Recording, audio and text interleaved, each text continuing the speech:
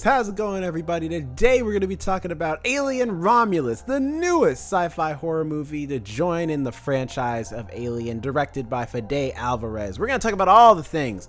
We're going to talk about opening or not opening doors when clearly they should be staying closed. We're going to talk about bringing your siblings around knowing damn well they don't need to be here, and all the things. So if you want to hear what we have to say, sit back, relax, grab a snack, grab a beverage, and listen on in to the first ones to die.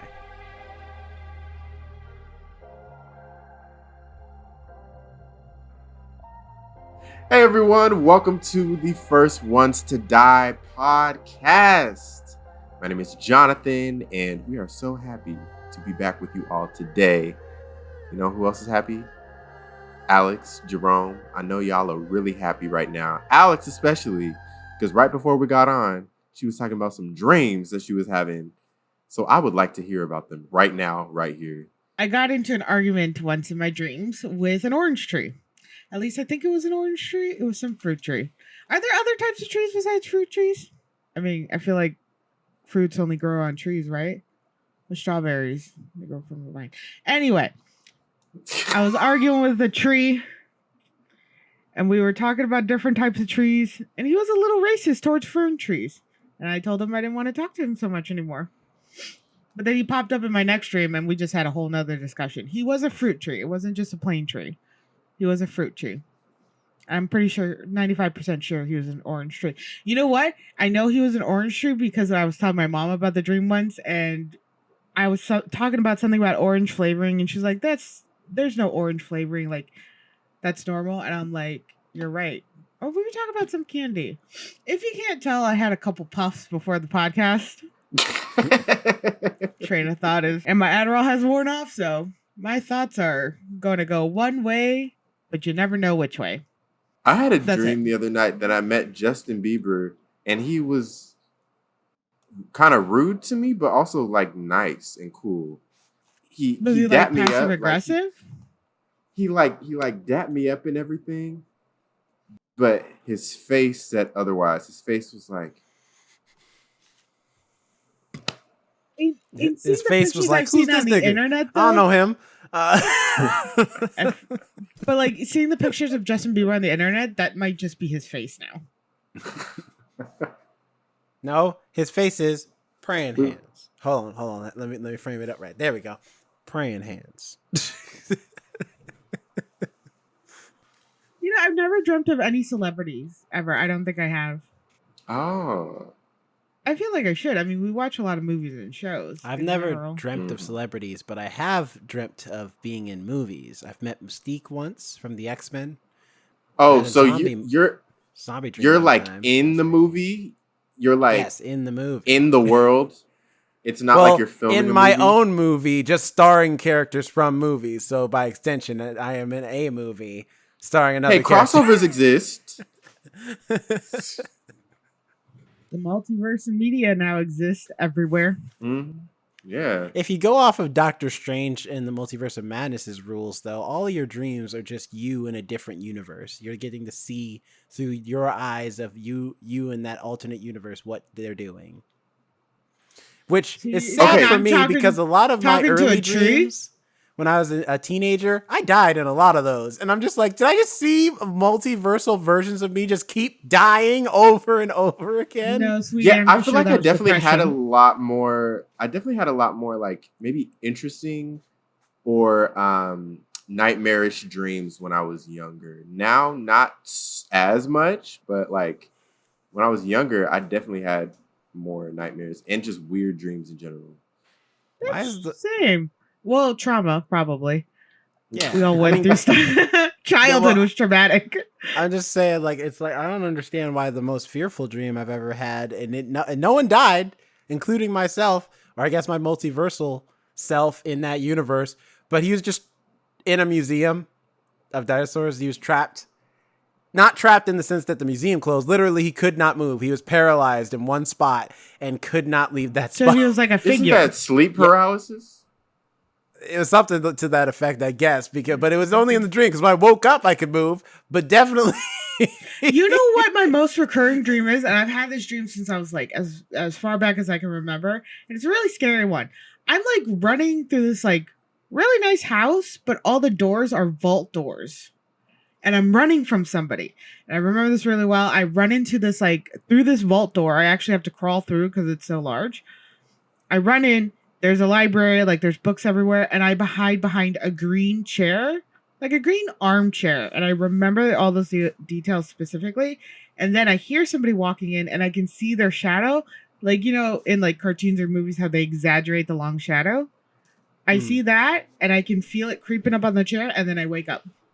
I wake up every single time. As soon as I hear the chair creak, I wake up. And I've had that dream since I was a little kid. I'll still have it at least like twice a year or something. It just pops up out of nowhere. I'm probably going to dream it tonight.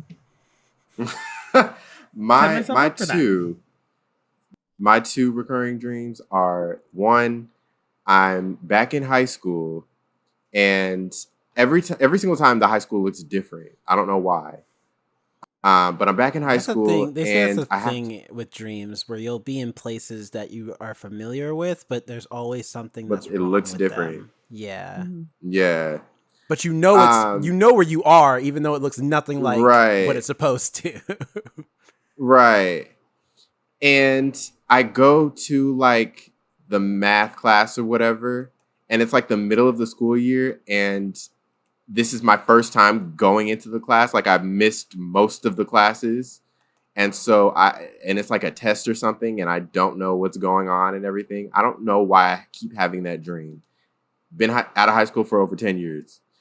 And then the second one I usually have is I'm on stage and I don't know any of the lines.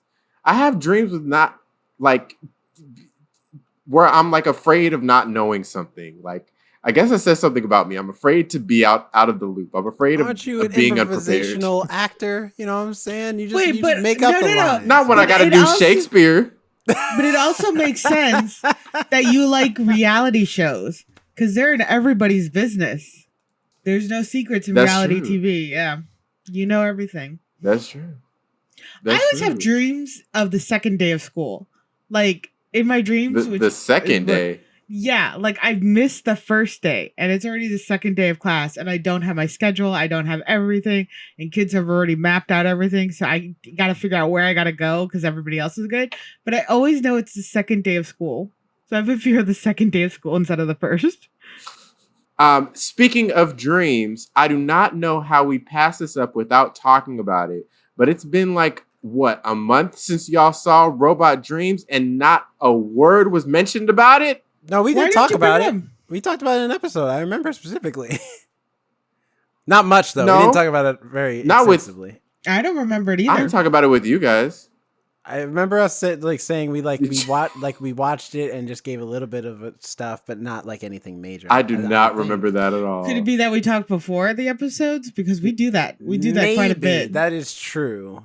Maybe I don't remember talking about it at all with you guys. I remember me talking about it, but I don't think I talked about it since you guys saw it. I mean, it was cute. I liked it. I enjoyed it a lot. It was really good. And I think I love the animation style. Like, I love how detailed it is at times. I love that the story takes place in the 90s, even though they never say it's in the 90s. You just know because you'll see the stuff in the background or like the Tab soda or whatever that he drinks, that the character dog drinks all the time or whatever, and you're just like, this is the 90s. And it's great. It's beautiful. It's very like, this is what French people think America in the 90s was like. They're not wrong, though. I mean, they're a little wrong that they're just like, I'm like, where's the crack? You know what I'm saying? Like, I really like how the movie ended, though. Because, like, you thought... did it. I know, it was a little... I know I did. It was a little... Oh, okay. No, I did like it. Was it a little unsettling to you? No, I was going to say, it was, if you were really rooting for Dog and Robot to, become friends or get back together, it was a little unsatisfying in that. Spoilers for Robot Dreams, the movie that is very hard to see. We do spoilers on this show all the time. It's not but this is different. This is a foreign movie that very few people, I'm sure, will get a chance to see. So we can't spoil it because you will never see this movie because you can't find it anywhere. It's all right. There. I'll censor it out the audio. That's what I'll do. It'll just be it's staying up on the YouTube channel. Well, that's fine. You know, I thought we believed in solidarity here in the First Ones to Die podcast, but I see how it is. Sorry, that was my bad, y'all. I did not. I was, yeah. You broke apart the group. We were knee deep in our review. But anyway, Alex, how was your week? It was good. I started a new show. Well, it's not new. It's on Netflix. It used to be on AMC. Kevin can fuck himself. It's on Netflix now. It is such an insanely good show. It's basically, it's like half thriller, half horror, and comedy, sitcom family style. I think, Jonathan, you would actually really like it too. Because it has, I feel like I've heard of this. Yeah, it has the half where it's the husband and it's the sitcom style with, the begrudging wife, the ugly husband, attractive wife, that just all those stereotypes where he goes on some weird adventure every day and things always work out for him. But then it cuts to when she is alone and, and she's the actress who played in Schitt's Creek. You mean Schitt's Creek? Schitt's Creek, whatever. The sister, Alexis. What's her name? I mean, I haven't seen the show. I just know the title. But she's fantastic in it. And when it's just her alone, it switched to the horror thriller part where you see kind of everything that happened behind the scenes. The wife who was neglected, who was constantly having to play mom to all the friends, who was getting insulted and has a low job. And the way the show uses color as to contrast between the different worlds, it is so good and it switches so quickly and so smoothly that it's really in a blink of an eye. It's like you're watching a whole different show. And I just started the second season and it's kind of getting darker and it's, again, just so good. And I recommend it to like anybody. Other than that, I've just kind of been kind of catching up on The Great Northwest and Bob's Burgers, my little animation shows, because I never watched the last season and hopefully new seasons start soon-ish. Yeah, because they come back usually September, were they October. affected at all by the strike? I don't think so, because usually those shows, like animation shows, they're written pretty ahead of time because they have to do the animation pretty ahead of time before the even shows come out. So they still have their solid list of like shows. I'm sure next season, though, they're going to be affected. It's going to show that they didn't have enough material yet to, have scripts written for animators to work on. So I'm sure we'll see it in the next season, definitely, how it affected them. How was your week, Jerome?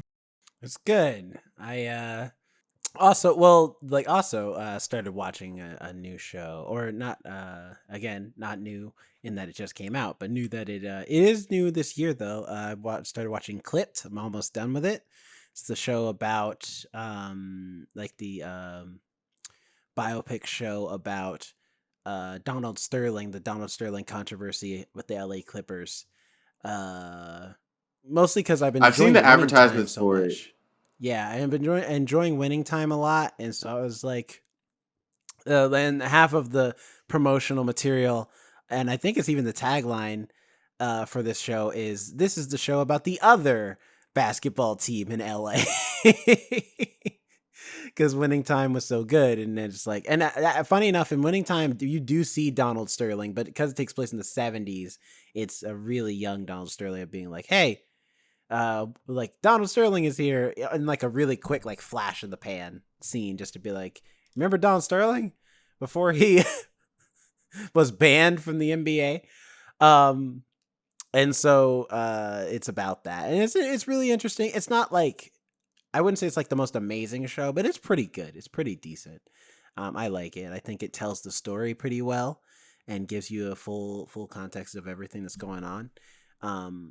Both like from the perspective of Donald Sterling and his wife, and then also from and I forget her name, V, the woman who leaked the audio, and but you also get the perspective from the players and Doc Rivers as well. on how they were reacting to this news, especially because majority of the Clippers team was black players. So they had a lot of feelings, a lot of opinions. But yeah, I'm almost done. I got one more episode to go, so I'm excited for that. I'd like to finish that. But also, as I often do, I got to hit y'all with some media news. Some quick stuff that I think would just be fun to talk about. First of all, we did at the time of this recording, Sonic 3, the trailer came out for Sonic 3. First of all, good news. Keanu Reeves sounds great as Shadow. I mean, I knew he would, but you don't know until you see it, and it looks great. The movie looks fantastic. I loved Sonic 2. Liked Sonic 1 a lot as well.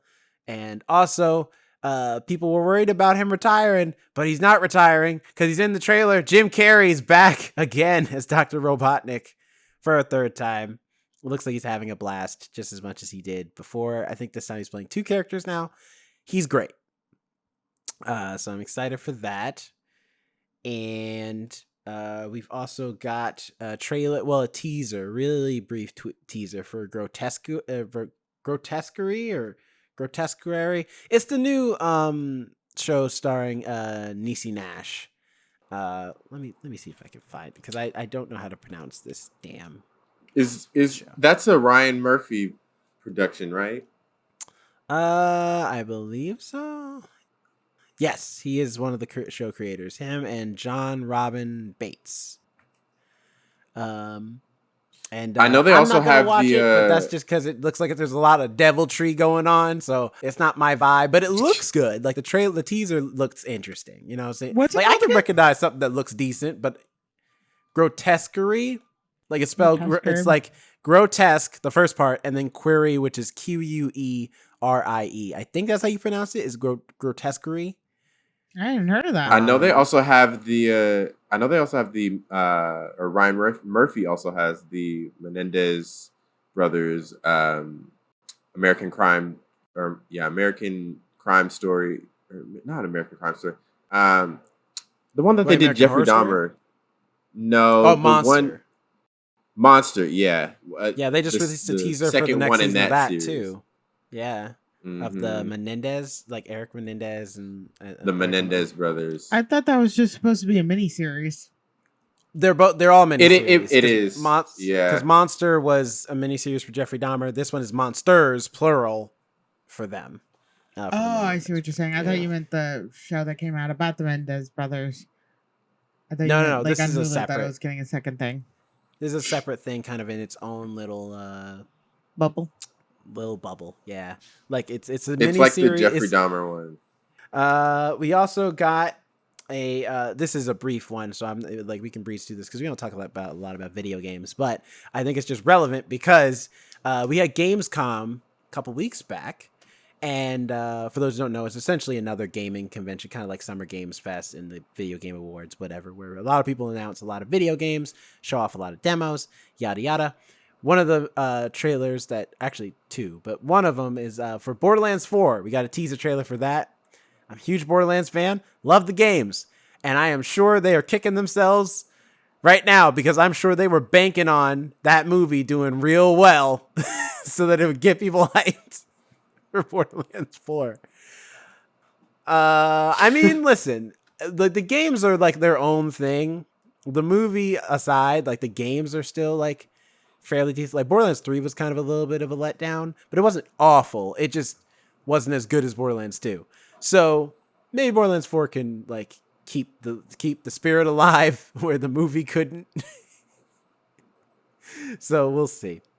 But the other thing, media wise, they also the folks, I think his name is was it not TJ Miller, Tim Miller, I think his name is. He's the guy who's behind, Deadpool, but also, like, he directed the first Deadpool movie, but also he's the mind behind Love, Death, and Robots. And that same group is also putting their mind towards another anthology series that is also going to be, like, animated, but this time, like, all 3D animated and centered around video games. And there's going to be a show called Secret Level. They showed a trailer for it. It looks awesome. I'm excited for a video game anthology series because all for those who aren't in the video game space, all video games nowadays they release like a cinematic trailer done in using like 3D animators who go in and make these kick-ass like 3D animated shorts, basically almost like movies to a degree for video games. And a lot of people pass them by because they're like, I mean, it don't matter. Like, this isn't going to tell me how the game plays, or this isn't the graphics is going to look like when the game comes out. So I don't care, but it looks cool. Well, now you can finally have some canon stories with that 3D animation for video games in this show, Secret Level. So I'm excited for it. I love Death and Robots, so I'm excited for that. In my day, they used to just show the most gruesome death in the video game, and that's what made you want to buy it. I mean, there will probably still be gruesomeness. You know what I mean? Like but it's not the same. You get the whole one of the anthology, one of the biggest highlights from the trailer that they showed was Space Marines, and Space Marines, they get bloody in the Warhammer universe, which I'm excited for that show too when that comes out, because that's what Henry Cavill's biggest nerd fandom is. He loves Warhammer 40K, and he's working on a show for that. So one day we'll see it. And then the last thing, as far as like a big media thing, is we got an official trailer for Megalopolis a few weeks back. And nobody had any clue what this movie was about off that trailer. And it did not stir up buzz. In fact, it stirred up the opposite of buzz, because people, like, so far this movie has had an uphill battle with a lot of people criticizing it ever since it was at Cannes up until now. With people seeing that first trailer and being like, I don't know what this is, and it doesn't look all that fun anyway or interesting. I mean, it's got a star-studded cast, but whatever. So then, more recently, they released a second trailer, and this time they wanted to put it in your face and talk some smack. And this being Francis Ford Coppola's like dream project, and he's Hollywood royalty at this point with the amazing movies he's made. They started the trailer with quotes from reviewers who criticized some of Francis Ford Coppola's biggest and best movies, that some of which we consider to be some of the best movies of all time. The Godfather, for example, got criticisms. Apocalypse Now, criticisms. What was the other movies he put on there? Like a couple of different other Francis Ford Coppola movies, and along with a few of quotes from reviewers who said negative things about these movies that we now call classics. Then it showed Megalopolis, another trailer of Megalopolis. And once again, no clue what the frick the movie. I mean, I know what it's about, but that's because I looked it up on IMDb. Now, the trailer tells you nothing about what this movie is about, and it looks very confusing and not that enticing, really. The trailers aren't really great. We'll come to find out then. Shortly after that, I think about a day after that, they took that trailer down, because come to find out, most of those reviews, if not all of them, are not real reviews. Lionsgate made them up for promotional purposes and then had to take the trailer down for false advertising. I'd heard a little bit about this. And it's just like, are you trying to hurt the movie? What's wrong with you? If people don't see it, people don't see it, okay? It just is what it is. You see Damien Chazelle complaining when people didn't watch Babylon? You know what I mean? Or, I forget the director. It wasn't the Coen brothers, but he made it look like a Coen brothers movie. The dude who did Amsterdam, when people didn't watch that movie either. I mean, I feel like all studios probably do that, where they just, fill in reviews and stuff already. Because some of those reviewings, come on. Oh, this is the greatest movie ever. We just watched this. No, it's not. How much did they pay you to say that on record?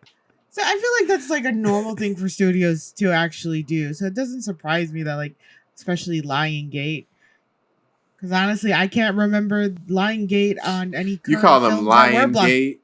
Get it? Lion Gate? Lion Gate. Lions. Because they be lying. No, they be lying. So they're Lion Gate. They are Lionsgate. They are Lionsgate. Listen, they're just mad because they've been struggling this year between Imaginary, Borderlands, This That's movie's not doing that's so what I was hot. saying. Like, I don't remember the last time I've seen their production office or whatever at the beginning of like a successful film as of late. Yeah, they've had a rough year. It's been rough. And this isn't a movie thing, but it's just something I wanted to mention. Also, big shout outs to Tyrese Gibson. First of all, killing it with the national anthem. He sang national anthem at some game. I don't know, one of them. But he did a great job. Is all that matters. But he is rocking the Marvin Gaye look. A lot of people mentioned it. A lot of ladies were very impressed with his beard.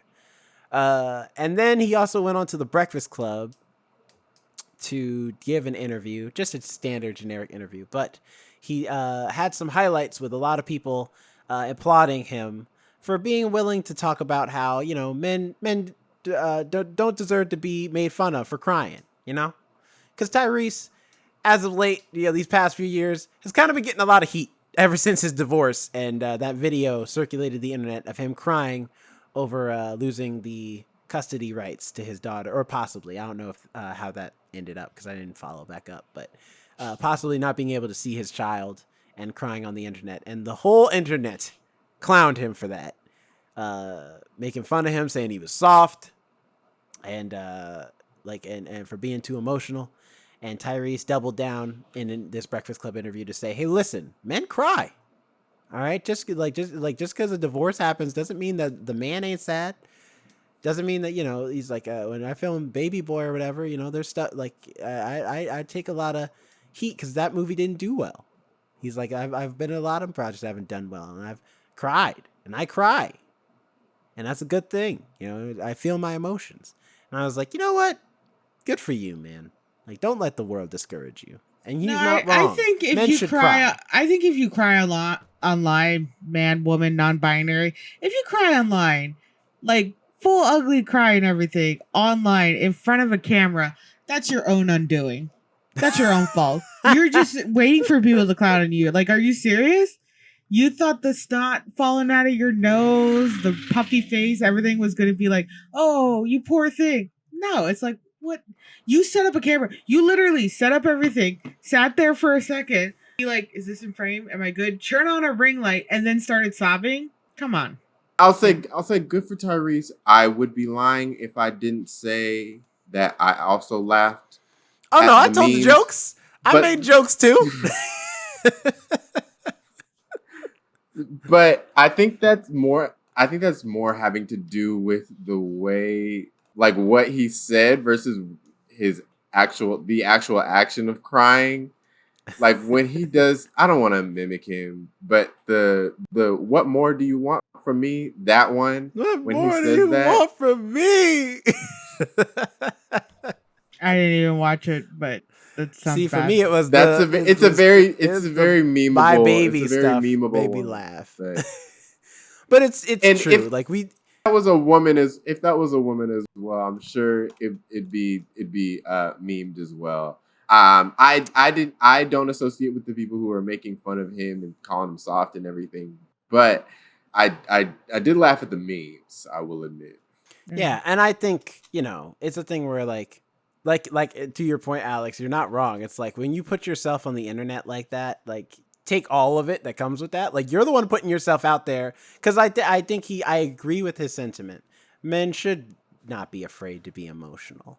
And even in public spaces, yes. Like, you know, if you're a celebrity per se or something like that, you know, if you're, you know, in the sense of like, if you're getting an Oscar or something, you know, and you're getting a little emotional because it's been a long time and you've been waiting for this award your whole life and now you finally achieved it. Or even if you're in an interview and something tragic happens, and, you know, just as you're right, you're in an interview, you're trying to contain yourself, but you just can't. That's those are different moments. Than you're in your personal home. You decide, yo, now's the time for me to pull my phone out and film on Twitter or something. That's exactly what I said. It's one thing to cry and be in touch with your emotions, cool. It's another thing to set everything up, make sure you're in frame, have good lighting, and then start crying. It's like that one girl on the internet or the TikTok where she's like, I'm processing the most triggering breakup I've had in 9 years.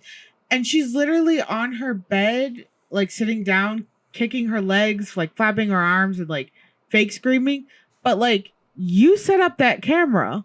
You sat on your bed, you made sure everything was in frame, and then you had your panic attack, I think. Have you seen that mom influencer who got in trouble because like their dog died or something? The family's dog died, and she was forcing her son to cry to make a thumbnail, and she forgot to edit that part out of the video. So they were making the thumbnail, and she's like, cry more, cry. No, tilt your head a little bit this way. All right, yeah. All right, okay. And the son's like, she's like, cry, really cry. And he's like, I am crying, I am. And she's like, no, tilt your head. And it was just, it was horrible. See, that's a sketch though. And I know because it literally is one of the Cyanide Happiness cartoons is that where the joke is, it's this girl who's doing a React channel. She starts the video off normal, and then her mom busts in the room and she's like crying, and she's like, what's going on, Mom? She's like, it's your dad, he's dead, he died. And it's just like, and they're both crying, and it's a very sad moment. And then she breaks away from her mom after that and looks at the camera like, and that's the reaction to that's my reaction video to my dad dying. Don't forget to like, subscribe, and share. And I love watching reactors react to that sketch to be like, I feel called out. We wouldn't do that. But that's the messed up part with family vloggers. They do set things up like that all the time.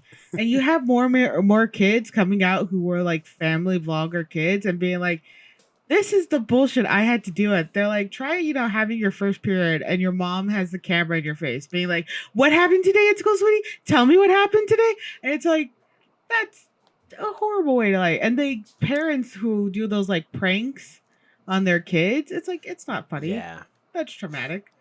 So especially the like, yeah, I have a certain type of like, cause it's, I mean, on one hand, it's cute and all to like have like your kids, I guess, like have like essentially an internet history of you that your kids can go back and look at and be like, this is me when I was 5.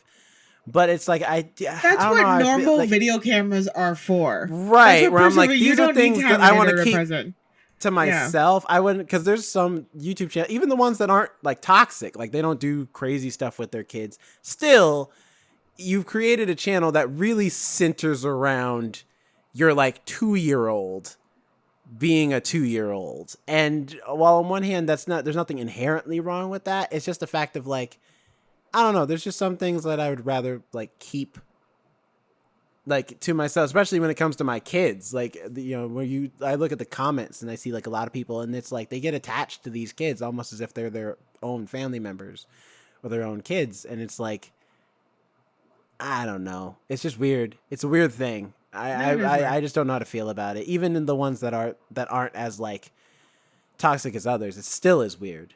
No matter what, All right, well, moving on from this creepy discussion we have just found ourselves in with family bloggers. Jonathan, what's been going on with you?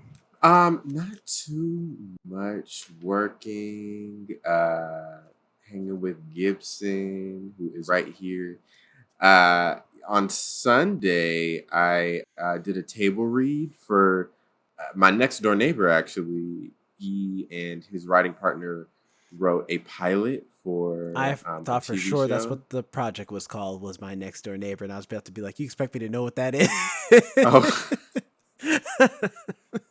No, it was literally the person who lives next to me asked me to be a part of this. Well, that's pretty cool. Like an actual pilot for like a sitcom show or like... Yeah, and nice. And he said they're going to be like shopping it around and everything. So it was cool to hear it come to life. That same day I connected with a friend of a friend, who we took acting classes together, and he just moved to LA a few months ago. So we got to catch up. So Sunday was a very industry heavy day. So that was interesting. I haven't been watching too much. I wanted to watch Blink Twice this weekend, didn't get a chance to. So I still want to see it. Yeah, I want to this weekend. If I don't have a Blink Twice, anything to say about Blink Twice in the next review that we have, just know that I failed, because I do want to see it this weekend. Well, Jonathan, wait for me. I'll take a flight. We'll go see it together. I'll just come down to LA. We can watch it together. There we go. Accountability. Yeah, all right. motivation. We'll hold. Yeah. Yes. But I have watched the Love Is Blind finale. Love Is Blind UK finale. Because that just ended and it was good. Yep. There was. This is who I thought you were talking about. There was a black couple, Ollie and Demi, and they got engaged. Like, because all the couples get engaged when they're on the show, and then it's like, will they get married? Will they not? They get to their wedding, and she ultimately says, spoiler alert for Love Is Blind UK, since I've already spoiled something. She ultimately says no. And it seems like he was going to say no as well. But when they were in the pods, he was in this love triangle with her, Demi, and this white girl. And then everyone online was like, "Oh, he doesn't really like Demi," because Demi is also like curvier. She's a fuller woman, and everyone online was like, "Oh, he's not attracted to Demi at all. He cannot be attracted to Demi." And then he got out the pods, and after like the episodes were airing and everything, and he was like, it really pissed me off when people were saying that I wasn't attracted to Demi because, no offense to Catherine, but I've never dated anyone like her, and I frankly am not attracted to her. No offense. So also good accent. Sounded good. Oh, thank you. So yeah, he there was a little bit of like racism, colorism. Was Catherine darker skinned or something? Or no, Catherine was a white girl.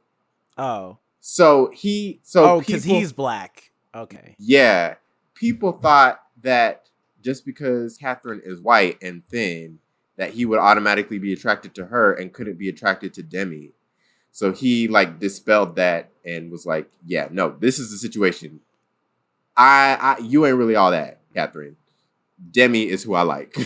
Well, also, nice. It's just like, y'all must have forgot that I'm black. Listen, right. I still want the thickness, okay? I don't know what y'all just because I'm from across the pond, I don't eat fried chicken, I eat fish and chips. You think that shit changes the fact that I still want me a thick woman? Nah.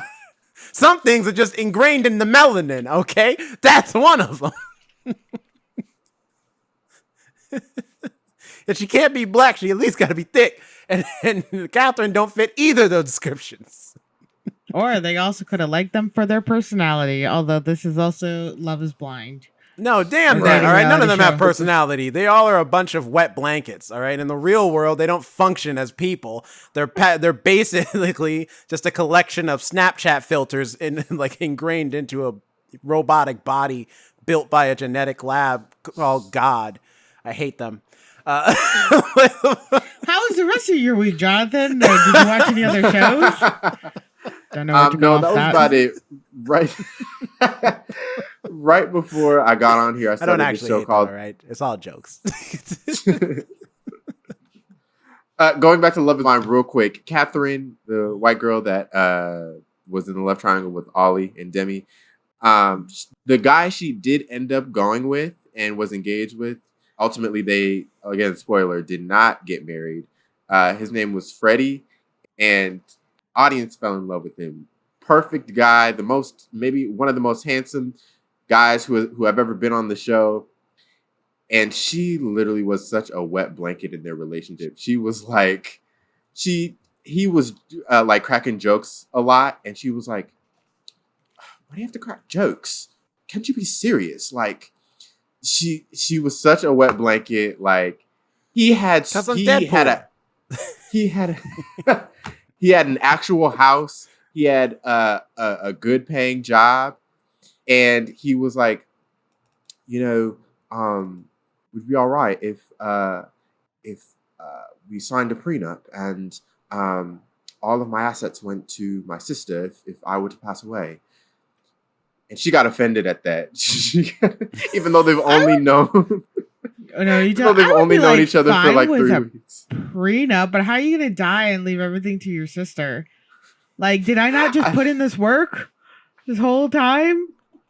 And like, cool if you want to keep your shit and we break up, but like, that's my shit now after you die. Like, See, that's the problem. Y'all don't want no challenge. This just means you got to work hard to, like, now you know the truth. You don't need to butter up to him. You need to butter up to the sister so that way you can make sure you're still locked in. or I could just wait till he dies, like it's supposed to be in nature. You marry, you wait for the spouse to die, and you get everything. That's the game. You outlive the other one. But anyway, yeah, that's it. That's it for me in my week in my media consumption. Well, speaking of consumption, which these aliens be doing, Alien Romulus is the newest Alien movie. Just came out the other week. That is what we were reviewing today. Alien Romulus. If you don't know, it is the 5th Alien movie, I believe.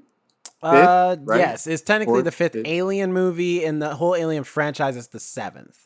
Okay. Between Alien including Predator. Alien versus Predator, the 2 Alien versus Predator movies, but an Alien strictly, I believe it is the 5th one because there's actually nope, stand corrected. I think this is the 7th officially because there's Aliens, Alien 3, Resurrection, Alien Covenant, and Prometheus, which is number 6. So this is number 7.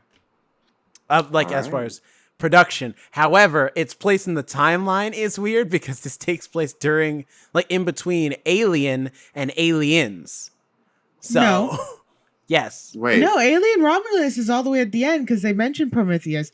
They mention what happened in it. Prometheus happens is the start of the timeline. Oh, well, you know what I mean. It happens all the way at the end.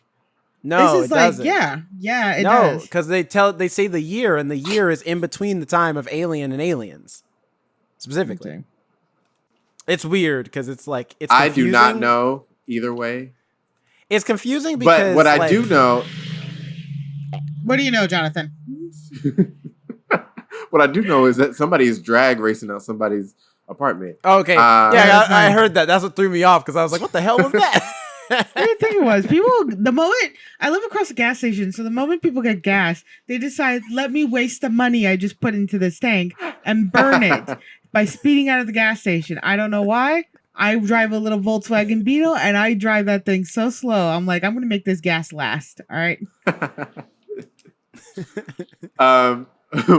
What I do know is what the log line for this movie is. While scavenging the deep ends of a derelict space station, a group of young space colonists come face to face with the most terrifying life form in the universe. This film stars many an unknown. All right. You may have seen people here and there, but stars Kaylee Spaney, Archie Renault, David Johnson, Isabella Merced, Eileen Wu, Spike Fern, Rosie Edie, and many more. I think Rosie Edie is a one-liner, but she gets her shout out today on the First Ones to Die. Nice. Oh, Kaylee Spaney was Priscilla in Priscilla. Nice. Oh, I thought I recognized that name. I also know David Johnson from Industry. I watched season 1 on HBO. It's a good show. And Isabella Merced played Dora in the Dora movie. Yes, that's that we watched in review. Oh my god, I knew her. Yeah, she's Yes. Dora. I will say, yeah, it says here set between the events of Alien and Aliens. So yeah, it's like the only reason it doesn't feel that way and it feels weird is because cryosleep is such a big thing in this universe, and so because the way Alien and Aliens ties in together, you're like, oh man, Ripley's in that movie. Yeah, but you forget that she's been asleep in cryosleep for 57 years, but hasn't aged a day when we get to Aliens because they made the movies directly after. So there is enough time to fit really a series of movies, and they're talking about that possibly off of this movie. Oh yeah, no, they making it like a trilogy of movies that take place in this like span of time in between Alien and Aliens. So who knows? But yeah, also this movie's directed by Fede Alvarez, who is known mostly for both his Evil Dead remake and Don't Breathe, which was like his big hit. That was like his Oh, I breakout love hit. Don't Breathe. This movie kind of has a Don't Breathe kind of element, you know? I like Fede Alvarez's movies. I love the way he filmed. A lot of he makes his movies films. are just hiding from monsters. Just don't move, don't make a sound. Yeah, that's true. So he's a great director for like I remember just watching. You guys know because we were talking about it in the trailer. Like just watching the movie, the trailers, I was like, man, this guy's the perfect director for an Alien movie. I'm excited. So I was debating whether or not I should set up our general thoughts or should we just go into it. I think the movie's still relatively new. I think we should General just go thoughts. into it because we kind of gave the general thoughts of it and like. No, we didn't. We just said the We timeline kind and of who's set up in the this timeline movie. and everything. Well, you said how much you like the director. I like the director. That don't mean I like the movie. You don't know. Okay, we'll go into our general thoughts real quick. Audience, if this is your first time joining us, first of all, follow us. First Ones to Die. And basically how we do our reviews is first we'll talk about our general thoughts. Did we like the movie? Did we not? Non-spoilers. And then we'll give you a warning before we go into our spoiler section, which we've already spoiled other stuff. So you might as well. You spoiled one thing. You're fine. Yeah, and it was for a different movie. Also spoiled Love Is Blind UK. So there's that. And I know we have some UK viewers. So anyway, Jerome, overall thoughts on this movie? I like this movie. What? I did not see that coming. What a curve. That's such a shock. That's Wow. not fair. You knew that beforehand because we went to see the movie together. And you also put it up on social media. And it also is on TikTok. This is true. Yeah, follow us at TikTok at The First Ones to Die. There we go. Shameless plug complete. But no, I do like this movie a lot. I think this movie has I think the thing that makes this movie work for me is that it just feels like old Alien. Like the old Alien movies, but with a little of something new. Like it takes a lot of the scenes that you're familiar with and adds just like one or two elements that kind of makes it feel fresh and different. And I really enjoyed that. I love the atmosphere of the space station that we go to, and also I like the look of the Xenomorphs. A lot of it was practical effects this time around, including some of the Xenomorphs were dudes in suits, which was awesome, and it shows because like the way they look on camera and stuff is really great. Kaylee Spaney and David Johnson carry this movie. They're amazing as the two. Kaylee Spaney is really the lead, but David Johnson is like a great co-lead, like a great supporting actor. He is phenomenal. However, the supporting cast outside of David Johnson, not great. And it's not the actor's fault. It's that they don't really have a lot to do. We get barely any time with them before we just hop into the, all right, horror time. And I'm like, I'm sorry, who are the rest of these people? Why should I care? And they try to give them stuff to make us care a little bit more, like a little modicum of backstory, especially for Isabella Merced's character in particular.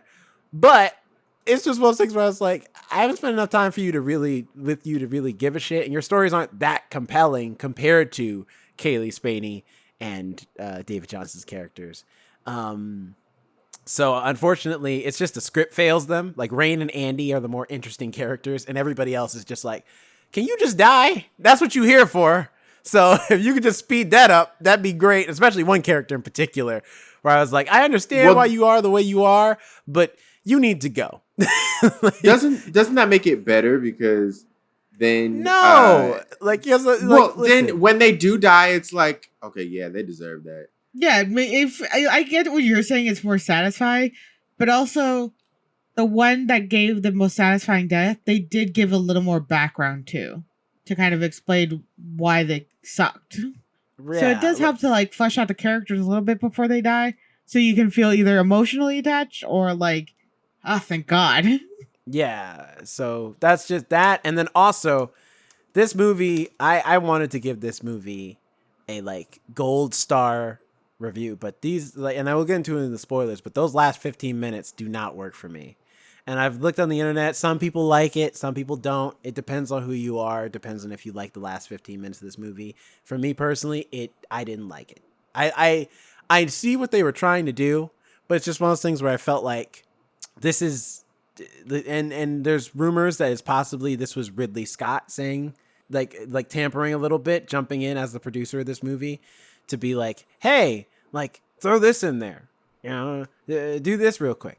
So who knows who's really at fault for it, but regardless of who's to blame, it don't matter. It's in the movie now, and I feel like the movie's a little lesser for it. Not majorly. You know, I still think this is a great movie. If you're an Alien fan, please go watch it. I think this is one of the best, or one of the better Alien sequels. It's right up there with stuff like Aliens, and I like Alien Covenant, even though I know a lot of people didn't like it as much. I appreciated that movie for what it was. You know, so if you're an Alien fan, watch it. Do enjoy it. Our theater clapped after the movie was over. So yeah, you know. Alex, what about you? I enjoyed it. I had fun. I think the reason I so heavily thought it was after the at least Alien, the third film, was the fact that it referenced all the Alien films a little bit. There was just always something in there that was like tying it back to the original Alien, to the Aliens 3, and how you mentioned those last 15 minutes was definitely connected to Aliens 3. So I think that's what it was, that there was just so many connections. It felt like they were trying to fit all the Alien movies in this one movie, kind of like to give you a refresher to what the Alien franchise is actually about. Because, I mean, we were left with what? Predator versus Alien versus Predator. That was, and then we had Prometheus, and then Alien the Covenant, and the Covenant was not good. It was just not a good film. Straight up. It was just bad. So I think this movie was trying to give you a refresher. When I just gave Alien Covenant some props, and you just gonna be like, nah, he wrong. No, you are wrong. It was not good. They tried. I will give them this. They tried to kind of revamp it to get you excited again, but it was still like what was coming off of Prometheus and all the other Alien movies that weren't so great. You know what it is? So, it's because Juicy Smouye was in Alien Covenant. He's the one that brought it down. What's his name again? Juicy Smouye. You know, he's a French actor. He's very French.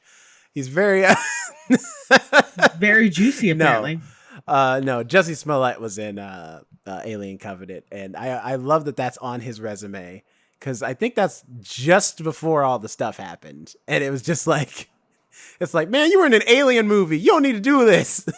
Come on. Anyway, I love when actors have that random, like, how did you get there? What did you do? What movie did you want to, do so you could do this movie? That you just have this now forever on your resume. But anyway, that's why I kind of felt like, but I think that's also why I enjoyed the movie so much, because it reminded me of the first 3 films, and I love the Alien franchise. I'm a big watcher of those because they're the classic like horror films. They're one of the 80s films that I don't hate. Horror films, horror, thriller, sci-fi. Because a lot of the sci-fi movies from the like 80s and early 90s were just like the same thing. Oh, reality is not what we think it is. Oh, look at the tech world like just taking us over or something. This was something new. This was something fresh. And I absolutely love aliens and anything to do with outer space. So this was like right up my alley. So I really enjoyed this one. It was a great nod to the classics. And I think a great reminder of where it was supposed to go, and then where it could lead when we have something like this. So, yeah. What about you, Jonathan? What were you thinking about this movie? So I watched this movie in IMAX at the TCL Chinese Theater on the day that it came out. Well, the day after, I guess, because now all the movies have to come out on Thursday. So, yeah, we watched on Thursday for like a fan event thing. Oh, lucky y'all. I mean, anyways. It wasn't, not really. I mean, all they gave us was a patch and a sticker. It was a pin. Don't belittle it. I mean, it was a pin. Yes, this is true. But now you'll get to keep that pin forever. And that Yes, it is patch, true. or yeah, It's like a leather. I mean, but it is like a leather Wayland Yutani sticker. So maybe you could put it on a jacket, and then if you have like the time, maybe sew it on if you really want to get fancy, because it's made of leather. So nice. or rubber, Uh, right? I'm sorry. but I really enjoyed this. I had a great time watching it. I judge movies really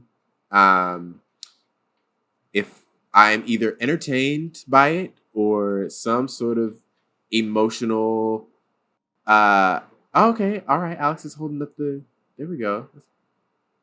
Mm-hmm. Yeah, I meant like a sticker and a pin, but I said sticker and a patch. That's on me. uh but if I am uh given some emotional depth, or I am uh if the movie causes me to feel some sort of way emotionally, whether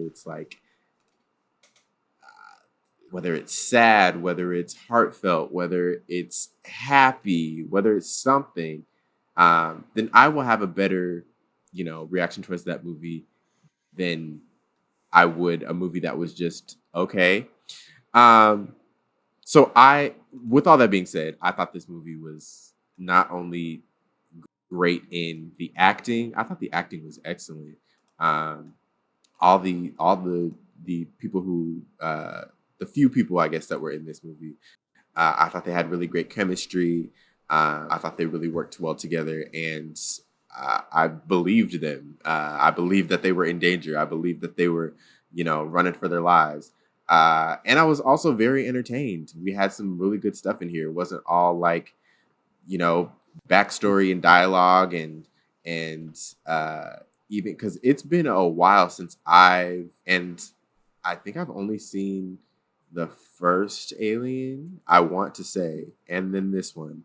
Um, but I don't feel like I missed anything, and I think that was intentional on um, the director's, writer's parts. I think they wanted anyone and everyone to be able to jump into this movie and be just as entertained as if you had seen all five or all six movies yesterday. I've seen Alien versus Predator as well. Anyway, but yeah, I was thoroughly entertained from front to back, and yeah, I had a great time with this movie, and yeah, and all of the effects, like they put some budget into this movie, and I felt like I was maybe because I was watching it in IMAX, but I felt like I was in space with them. So yeah, that really helped set the mood and the tone for the movie. You know where that movie actually would have been really good to be seen? Was the Cube Theater, or what they're trying to do as the Cube Theater, where it shows on the sides too. That would have been a really nice Mm, effect every time they showed like the rings of the planet or the deep space. That would have been like really beautiful. yeah, that sounds like it would be cool to watch. Mm-hmm. Or in 40X. I saw a couple people watching it. I'm like, I think it would have been fun during those parts where the air got out of the ship and you're just like getting tousled about. Which that's still Hmm. like the thing Have that I still like the Alien universe. I'm like, no matter who you are, you have the arm strength of a god because so many of these movies have had it where like the airlock or a window or whatever has been cracked and like the vacuum of space is sucking things out and people are just hanging on to shit. And I'm like, I'm sorry, you wouldn't be able to Do hang you on. not remember You would be Sigourney sucked Weaver's out into arms space. in Aliens? Sigourney Weaver's arms in Aliens?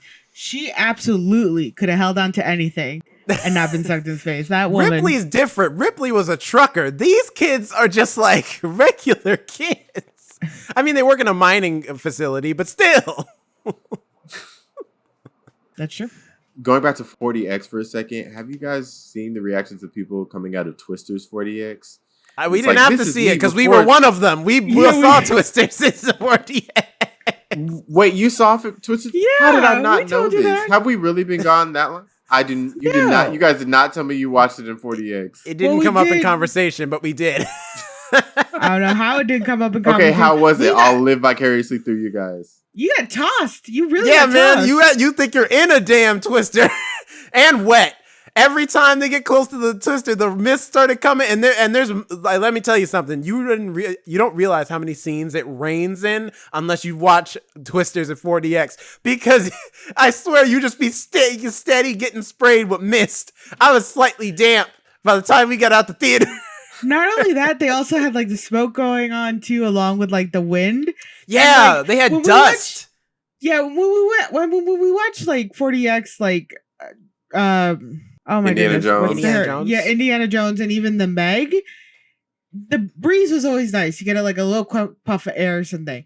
But like Twisters just had air shooting at you the entire movie, so you're like getting really cold, and then all of a sudden you're getting whipped around, and it's like you couldn't drink or eat anything because if you went to go grab something, a Twister would appear, and you just couldn't get your And mouth. it shook like it was crazy. It was like like you gotta hold on to your chair for dear life. And it used every effect except heat. That's the only thing it didn't use. But smoke effect in the like that, I've never seen the smoke before until watching that movie. And we went with my family, my dad, my sister, her husband, and my cousin were also there. My dad spilled his entire, like half his popcorn because he wasn't prepared, and the whole thing just jumped out of the bag on the floor. You got like so tossed around. It was just absolutely insane. But like also a lot of fun. That's why I like those 4DX theaters. I mean, it was fun. It did feel like you were in a roller coaster. I do. Let me see if it's still playing. It's probably not, but let me see if it's still playing. You should have been in town, Jonathan. You could have came with us. It would have been a fun time. I should have. Hey, exactly. But when we saw Indiana Jones in 4DX, I'm like, I need to finish starting August. Twisters is back in 4DX along with the original Twister from 1996 for 1 week only. What? I want to go. That's fun. I'll do it again. We can make a day of it. Get all the friends. A review. Should we do a review of? No, should we do a review of the original Twister in 4DX? Let me see who's coming. I'm down for a review of Twister in 4DX. I love Twister. I rewatched that movie. It's so silly at the beginning. There's so much drama between the two main characters. Let me see if it's playing in my area first. You're getting yourself all excited. We'll talk about Alien in a second, y'all, but we got to talk about Twister. Yeah. We're almost there. A movie so related to Alien. I mean, it couldn't be more similar. Well, sometimes it seems like Twisters are from another world because they're just swirling like things that come from the sky. Anyway, y'all, spoiler section. How did we get on this topic? You asked about Twisters. But anyway.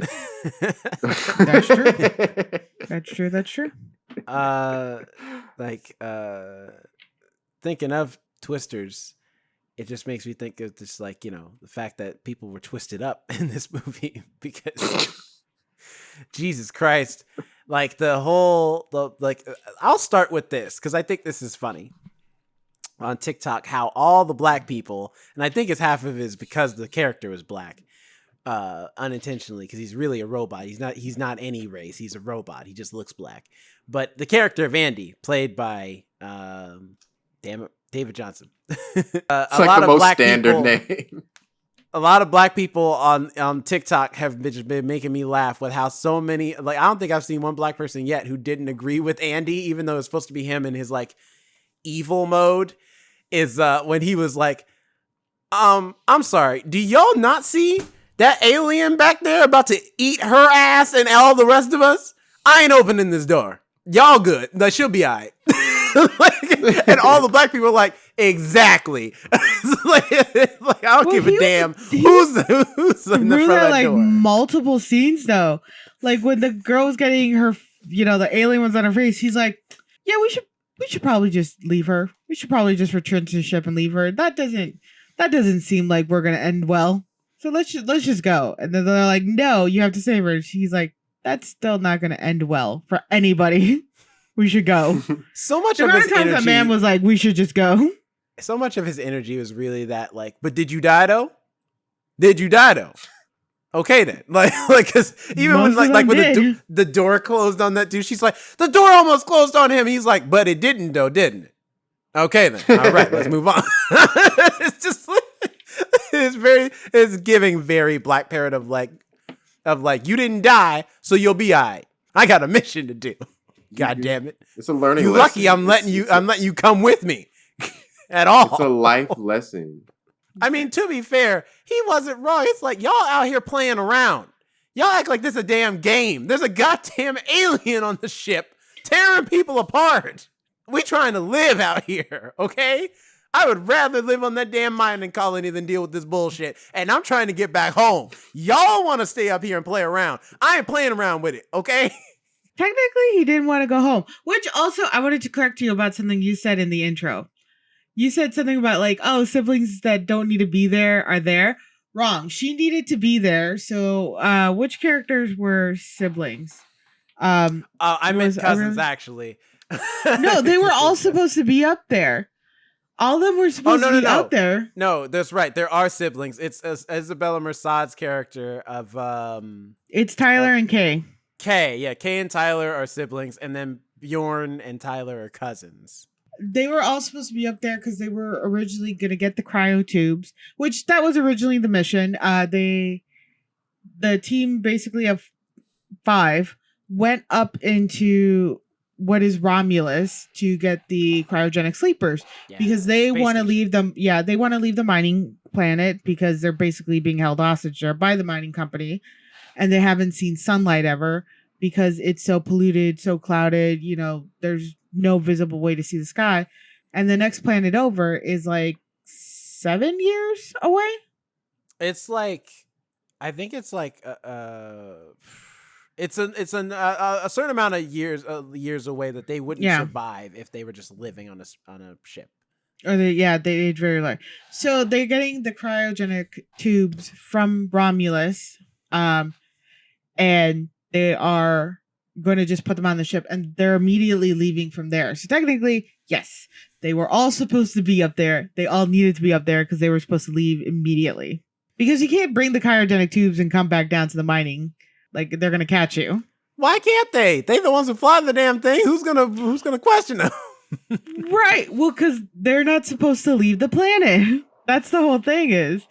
They're supposed to be staying there. So once they left, they were like targets. I mean, that's where, like, that is the reason for them grabbing the time, which I think is because that's, I think, the biggest failure of a lot of the Alien sequels outside of Aliens is giving a reason for why there's aliens there in the first place, or why people are in this position in the first place.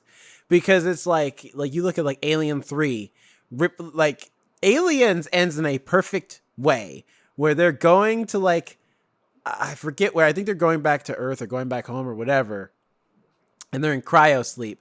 Alien 3, they just wake up on the prison. He's just like, yep, everything's bad, everything sucks, and now you're here. And it's like, but why and how? How does that make sense? Alien Resurrection, same thing. It's like, what the hell is happening? Why are we here? And it's just like, so it's like, I appreciate this movie actually giving a legitimate reason for why these people, first of all, why they get on the ship, but then also why they don't just leave. Because they accomplish their mission pretty much immediately as soon as they get there. They get the cryo tubes, but they don't have enough fuel to actually like be in cryo sleep for long enough. So it's like, no, we got to go deeper because we need the cryo tubes so that we can like have enough have enough power. What you call it? Freon. No, what's the damn liquid nitrogen? There we go. Have enough liquid nitrogen for the cryo tubes to work, or the cryo beds to work. And I'm like, okay, that makes sense. That's cool. I like that. There's a lot of things in this movie that like feel like that like it makes sense. The only thing that didn't make sense a little bit was when, and this is what I mean by like they should have set this up better, because what's her name? Navarro, played by Eileen Wu. Poor girl, she barely gets anything to do in this movie because her whole purpose is to set it all up. But Navarro is the first one to get face hugged. They get the face hugger off of her face. But before that happens, they learn everything they need to know. They know for a fact that that thing is keeping her alive, the face hugger on her face, and that if they try to remove it, it'll kill her. But they know that it's impregnating her, and they also know what the hell's gonna come out of her when it's finished, because they see the corpse of what's left of the alien that got loose before they got there, that tore the damn station apart and killed everybody. So they know everything they need to know. They know all the information we do as an audience member. And yet still, after they get the damn thing off, Bjorn's like, nah, she'll be all right. Bitch, did you not hear what the damn robot just said? Both Andy and Ash 2.0, or not Ash. No, it is Ash. Ash 2.0, but he's Rook in this movie. They just told you she's dead. She just don't know it yet, all right? The best thing we could do for her is to put her in that room we just left and be like, and then just walk away. That's it. That's the best we could do for her. She fitting to die. Okay? And you would think from this first instance they would learn from their mistakes and, maybe do that the next time. They tried to die. They basically tried to die multiple times. Everyone except everyone except for what's her name? Kaylee. Rain. Rain. Except for Rain, she probably had the most sense besides the robot out of the whole group, which makes sense because everybody else besides her and the robot. Well, I absolutely agree with you because Tyler, there's a part in the movie where they need to walk through a bunch of facehuggers and the robot Andy says, hey, don't make a sound. They don't have any eyes. Don't make a sound. That's all you have to do. And keep, calm. This man, one job. He had what? Yeah. And then he starts, and his sister gets to the radio, which I understand she's panicked. But he just said, they don't have eyes. They can't see you. So you immediately start talking on the microphone and put everybody else at risk and your sister. Right. And him whispering loud too. It's not like he's whispering super quiet. He's loud as hell. It's just like somebody she's panicking so much that he's like, listen to me. Someone made the joke. They're like, this man has just told you, don't make no sound, don't panic, don't sweat or anything because they can sense your sweat. And they can smell it and all those things like they're so just stay calm, don't talk. And they're like you would think he wouldn't have to say, and also for the love of God, don't pick up the damn phone if it starts ringing. Or throw away because it was a headset. Just throw it away. Excuse me. Throw away the headset. Like once it starts moving, the aliens could be distracted by the little headset trying to swarm it. You leave.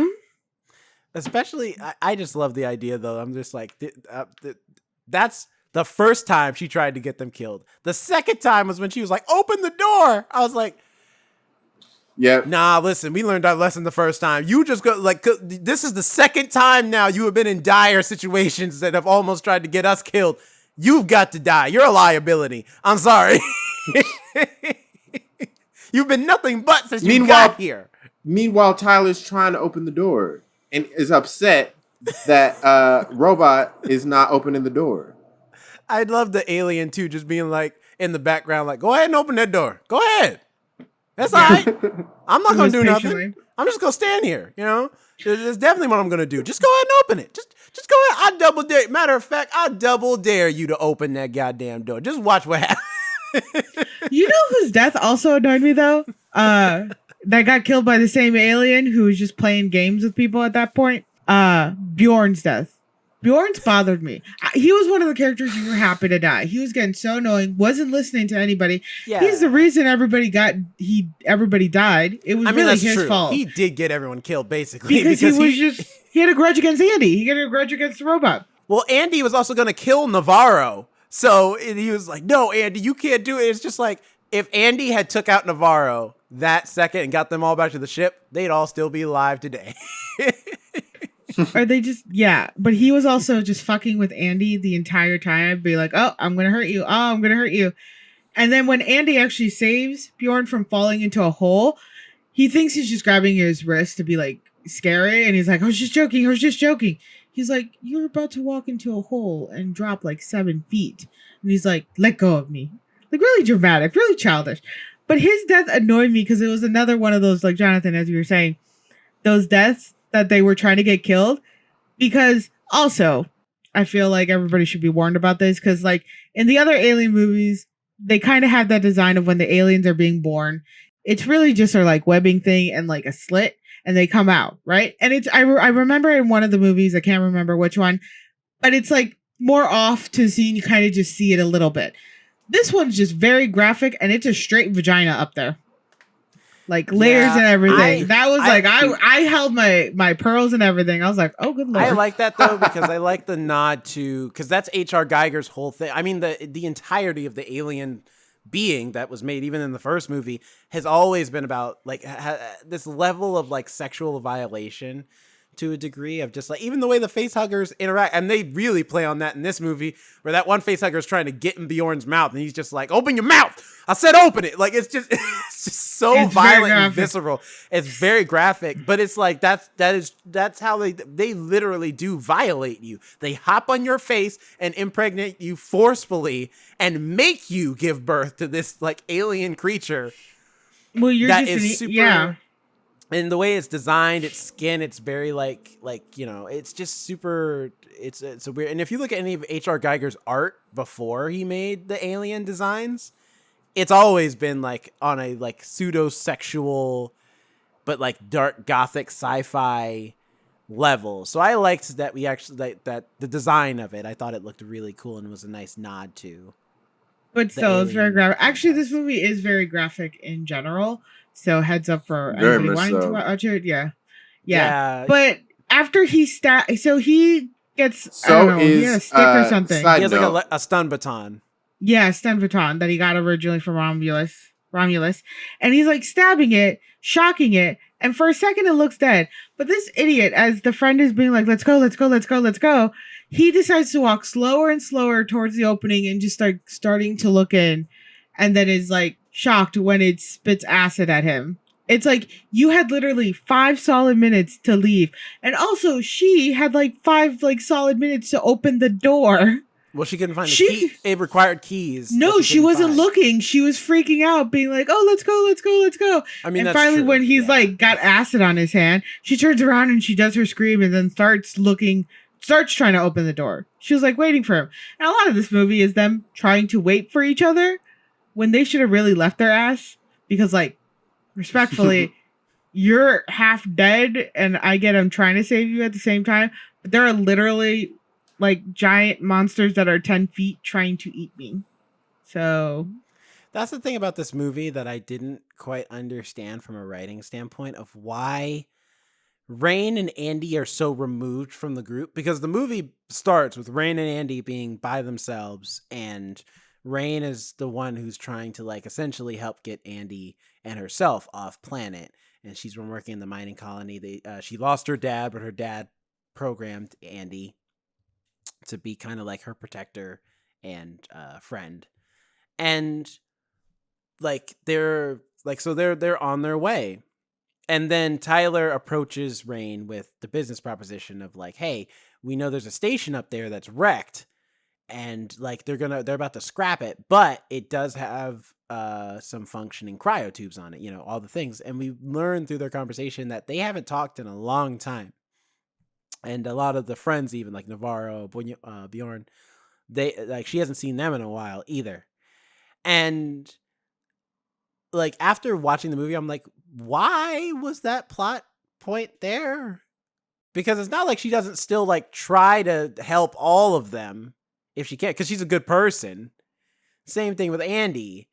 And it's like, it's the equivalent of as if they were friends anyway. And it's like, and the reason I say it's weird is because I feel like if they were in the beginning of the movie with Rain as a group and as friends, we would have had more time to get to know them before they get to the station, so that it doesn't just seem like very, like a lot of this like care they have for each other wouldn't feel so like out of nowhere, or that it's like, or it feel contrived of like, well, we need the Alien movie to happen, so they got to make dumb mistakes. It's like, no, but if we had more time to spend with them, we would understand. No, like Navarro and Bjorn, they've got a thing going on. That's why he cares so much. Or Tyler and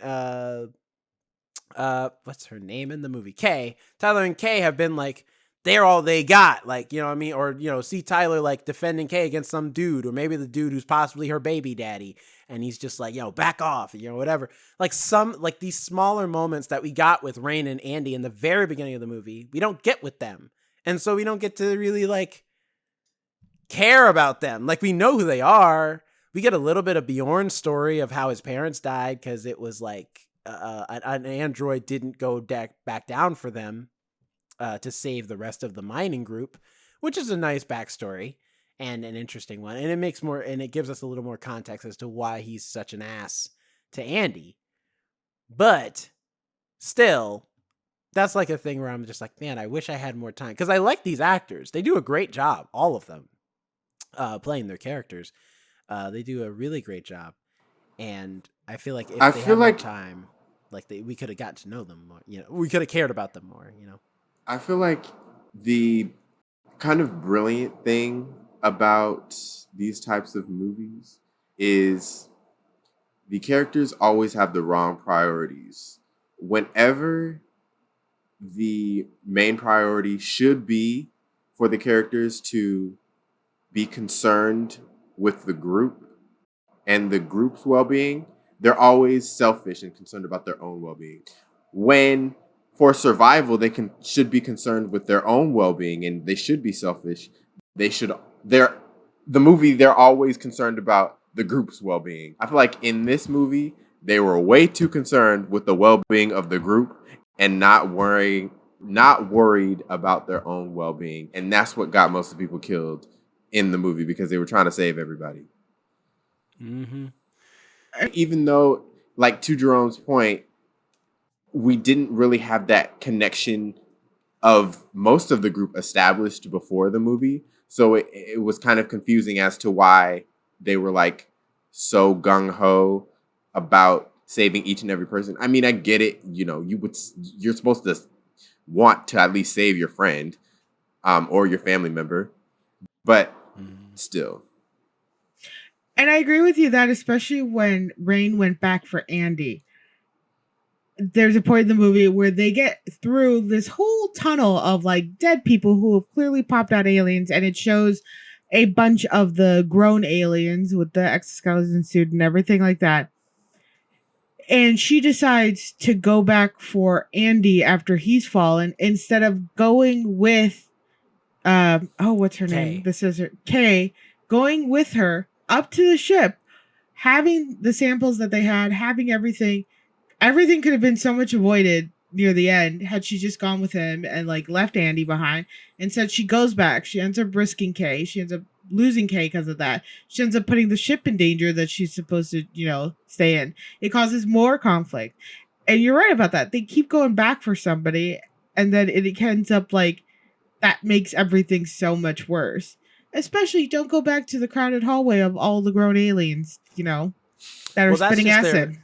And then they're like they're victims on top of that too, of like the people who might have like face huggers still inside their body, or like baby aliens still inside their body, and which leads me to the other thing I love about this movie. The set design and production design of this movie is awesome. Like, both the sets looked amazing. It really, especially the old computers and old technology, it looks like it was ripped right out of the 80s.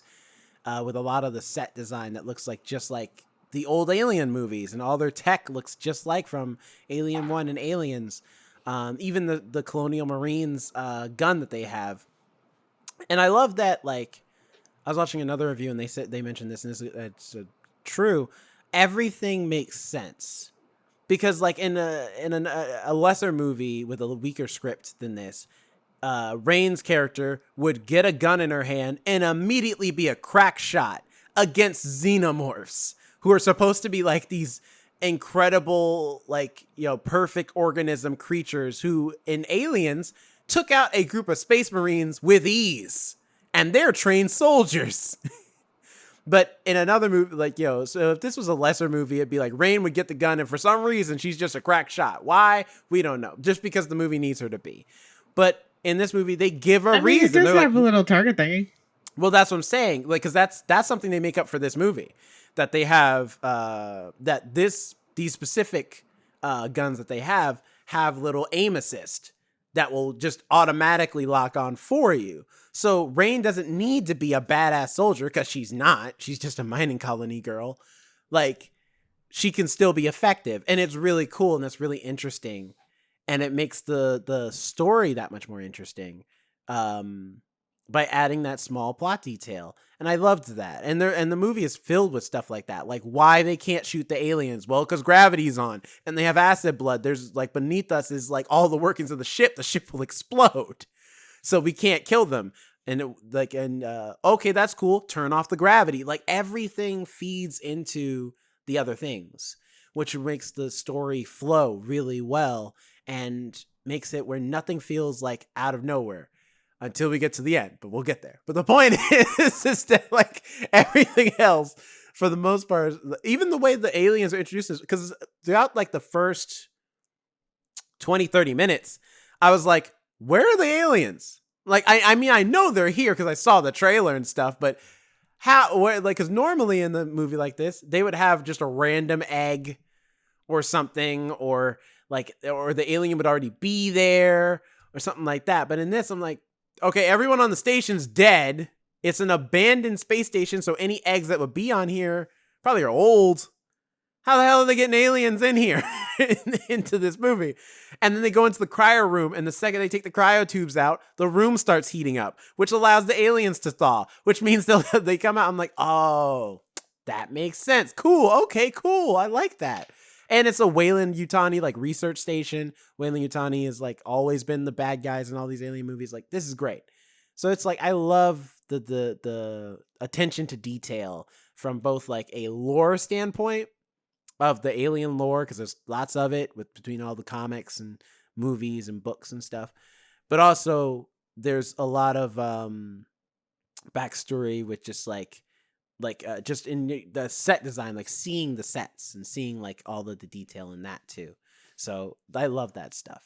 I would say, yeah, I was really impressed with the set design, because I mentioned I was actually more impressed by the actual alien costume and everything like that, because I had mentioned in our little review on TikTok, and I had mentioned multiple times before, I hate when they reboot these movies, or they're like, here's a sequel 25 years later, and they show the new monster, and it's like this unnecessary elaborate costume going on with all these bells and whistles, or they're like, look at this creepier thing, like they kind of did with Jason from Friday the 13th. Originally just this guy in overalls, hockey mask, all getting creepy, and then they took off his mask and they're like, oh, look at his face that's slowly melting for some reason, even though he was drowned as a child and was not in any actual fire ever. Or they try to just make things, oh, look how scary it is. But Alien is scary. That suit and everything is scary. The exoskeleton suit and just the costume design. And they kept it nice and simple. It was still just a black, shiny suit that, is perfectly hidden in the shadows. But when it comes out, it looks like something you'd never seen on Earth before. And I'm so happy they kept that costume style. And they didn't try to add more to it. And they didn't try to make it more elaborate. Like, look at these crazy details. They just kept it like it should be for this movie. Yeah, the one design change they made that I didn't know about, but it is a nice design change, is they made the teeth metal, apparently, which is why they shine more in this movie than they have in other movies. But I'm like, that's a cool design change. I like it. Yeah. On the topic of kind of like the design, well, with kind of like the cast and the costumes and stuff, I'm reading here on the Wikipedia article, Henry Cavill would say to that. Anyway, it says, Rook, an android science officer on board Romulus, is voiced by Daniel Betts, while his physical appearance is based on the likeness of the late Ian Holm, who portrayed Ash in the original film. After securing permission from Holmes' estate, Rook was realized by effects company Legacy Effects, who created an animatronic head and torso based off of a head scan Holm had made during the production of the Lord of the Rings film trilogy. For certain shots, the practical character was also enhanced by CGI and deepfake AI technology from CGI company Metaphysic, such as for lip-syncing lines or enhancing its nose and eyes. Bet's dialogue recordings were then modified with filtering software's feature to be based on Ash's dialogue pulled from the original Alien. And then it also says Trevor Newland plays a xenomorph, while the human xenomorph hybrid that we see at the end of the movie, credited as the offspring, is portrayed by Romanian former basketball player Robert Bobrovsky. And I clicked on him, and he stands at 7'7". 7. Yep. That is That's crazy. tall. That's taller than most door frames, mind you. Oh, taller than most door frames. He's a weird looking dude with like how tall because he's tall. He's got this long neck, these like long lengthy arms. Like he's built for basketball. That's for damn sure. Really quick before we move on, I want to talk about the android for a second. Oh no, I was gonna go into Rook as well. Oh, Rook. Well, no. Here's the thing: what happened during the movie? So there is a scene where Rook is on the ground. They find his, half his body, and Brain is trying to pull out the little disc from his neck so that they could give it to Andy to program him, to update him, so that he's aware of the ship and kind of what's going on. These fucking people made that robot grab onto Rain's arm, and I wasn't prepared for that. I was assuming a facehugger or something was going to come out. I was ready for another alien, but I wasn't prepared for him to move, and I jumped out of my seat when that happened. I got so scared. They caught me so well because I was getting into it because there was the panic from them being trapped in the room with a bunch of facehuggers, almost knee deep in water, so they couldn't see where they were coming from. There was I'm sorry, what was the character who died first name? Oh, Navarro. There was her just screaming, yelling, being like, we got to do something, trying to pry the doors open. And, this was an intense situation. And they did that so well. The actors took care of that situation so well. It was so intense. And then this freaking robot just moves out of nowhere because it's also half a body. So it was like, just scared me. That was the scene that scared me the most, weirdly enough, out of the whole movie. Because it was a nice jump scare. Well placed and everything. So A+ for that jump scare. Ash was Rook rather, is one of the details in this movie that I don't hate it, but it is a thing where I'm like, this is weird. Because first of all, the deep fake didn't look good. When it was the prosthetic head, it looked the best. And those shots looked really good when it was practical. When it was the deep fakes, I was like, oh, you hard to look at. Like, this is not good. It does not look good. And it just doesn't blend very well. But like much of the rest of the CG in this movie blends very well. But it's just but it was just one of those things where I was like, but why though? Like outside of and I know why. The reason why is it's a reference, and apparently there's also talks. I think that was one of Ridley Scott's asks, was for them to for the robot in that scene to not just be another android, but to rather be Ash, or or I guess a reference to Ash because it is like a model. But in my head, I'm just like this feels like this, and I'm sure in the original script, this seems like this is supposed to be another Andy unit, but like one that's with a higher upgrade. Yeah, and it's not, and it's weird because it's weird because it's like we already did Ash, so it's like all the suspense of who this robot side is on. We already know he's bad because Ash was bad in the first movie. Well, so it's like, can you so really that's why say I think he it's was bad weird. though? It's he was programmed a certain way, to protect the mission. So well, that's the thing about the Alien movies. Almost all the androids are always bad, which is why Bishop in Aliens was really cool, because Bishop, you expect Bishop to also betray the squad, and Bishop ends up being a good guy. But since then, David, bad. Walter, he's kind of okay. Winona Ryder in Resurrection, she's all right, but she tries to kill Ripley in that movie. I forgot Winona Ryder's in Resurrection. Wow. You know what I'm saying? All of the androids they've had in the Alien movies, depending on the movie, either range from neutral, which is as good as they're going to get, to bad. Andy's the first one, I think, who's like genuinely just a good person from the start. And you know he's an android, but as an android, he's still like, even when they're like, yeah, Andy, bad news, bruh. So when we get to the planet, you might have to, I don't know, be turned into a soda can or something, because that's the only way you getting in the damn door, because they don't let androids on the planet. So bad news bears. And even then, he's still like, I mean, that's all right, you know, as long as Rain's all right. You know, he's out here simping hard, but it's like he's been a program simp, and that's okay. That's more like his sister. They literally call each other sister and brother. That's a little creepy. He's just like, that's all right. As long as Rain's okay, I'm okay. You know, that's all right. And I'm just like, man, Andy really is a stand-up guy. And then he gets that upgrade. He's like, now, damn all that shit. Y'all ain't go. What, y'all think just because I'm the only black character in this damn movie, y'all gonna treat me any type of way? Fuck all that. I'm coming back. Well, with he was the only one keeping everybody alive at that point. He's like, just listen to me, or you would have died sooner. Yeah, so it's and like, I thought credit to his acting, because that switch from going from one Andy to another was great and swift. So that's the only thing about Rook for me, where I'm just like, I feel like it kind of gives away a little bit of the twist, because the second he's like, Andy, I have to tell you something. Like, you have to, he's giving him the robot speech, basically, of like, you have to do things that humans just won't do because they'll be irrational.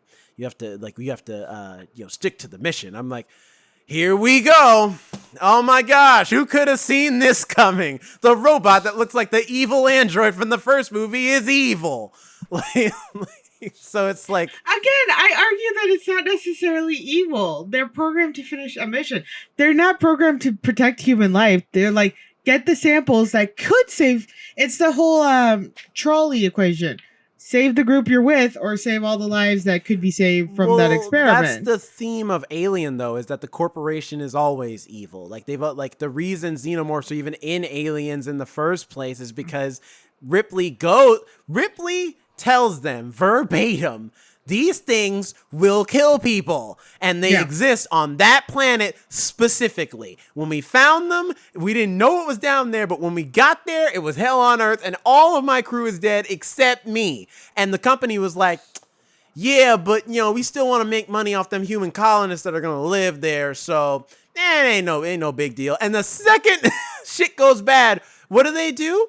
They lie to Ripley and say, hey, listen, we fucked up. But, Burke is like, we fucked up. But listen, we gonna go down there and we just gonna, save who we can save. And then we're gonna eradicate all the aliens.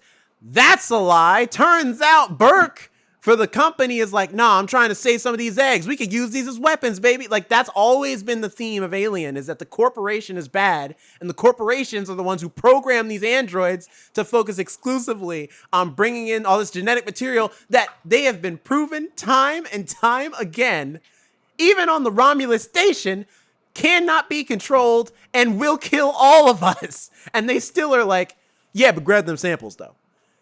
No, fuck these samples. Fuck everything involving these creatures. Burn it all to the ground. Make a quick buck, right? So that's what I'm saying. Like, so he is evil by extension of the fact that he works for an evil corporation. I still stand by what I say. But, to the point, I just like, that's like my only issue with Ash. Or Rook. He's still Ash. He's basically Ash. He just has a different name.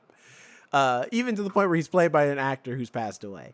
But that being said, though, when he does, like, the practical effects, though, did look good. And I think that's really cool that they based it off of an old head model. Because I'm sure it's the head model they used for Alien when he gets his head removed. And they need to, like, make a practical head for that scene where his head's on the table.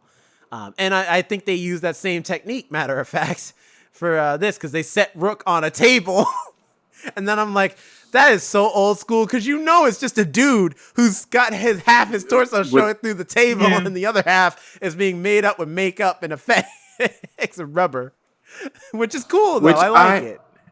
Yeah, and I appreciate the practical effects because Yeah. nowadays, I've said it before on here, people rely too much on CGI, which is a craft in and of itself, so I don't want to knock it, but like it's also a craft to build actual things and practical sets and it should actually blend make together. The things that the people are going to be right. It should blend together well so that it's seamless. Like don't rely just on CGI and don't just rely on practical effects, or do and we could judge the product, but don't get mad at us when we say it doesn't look good. Right. Well, CGI eventually goes from CGI to just like it's not real anymore. It's not live action.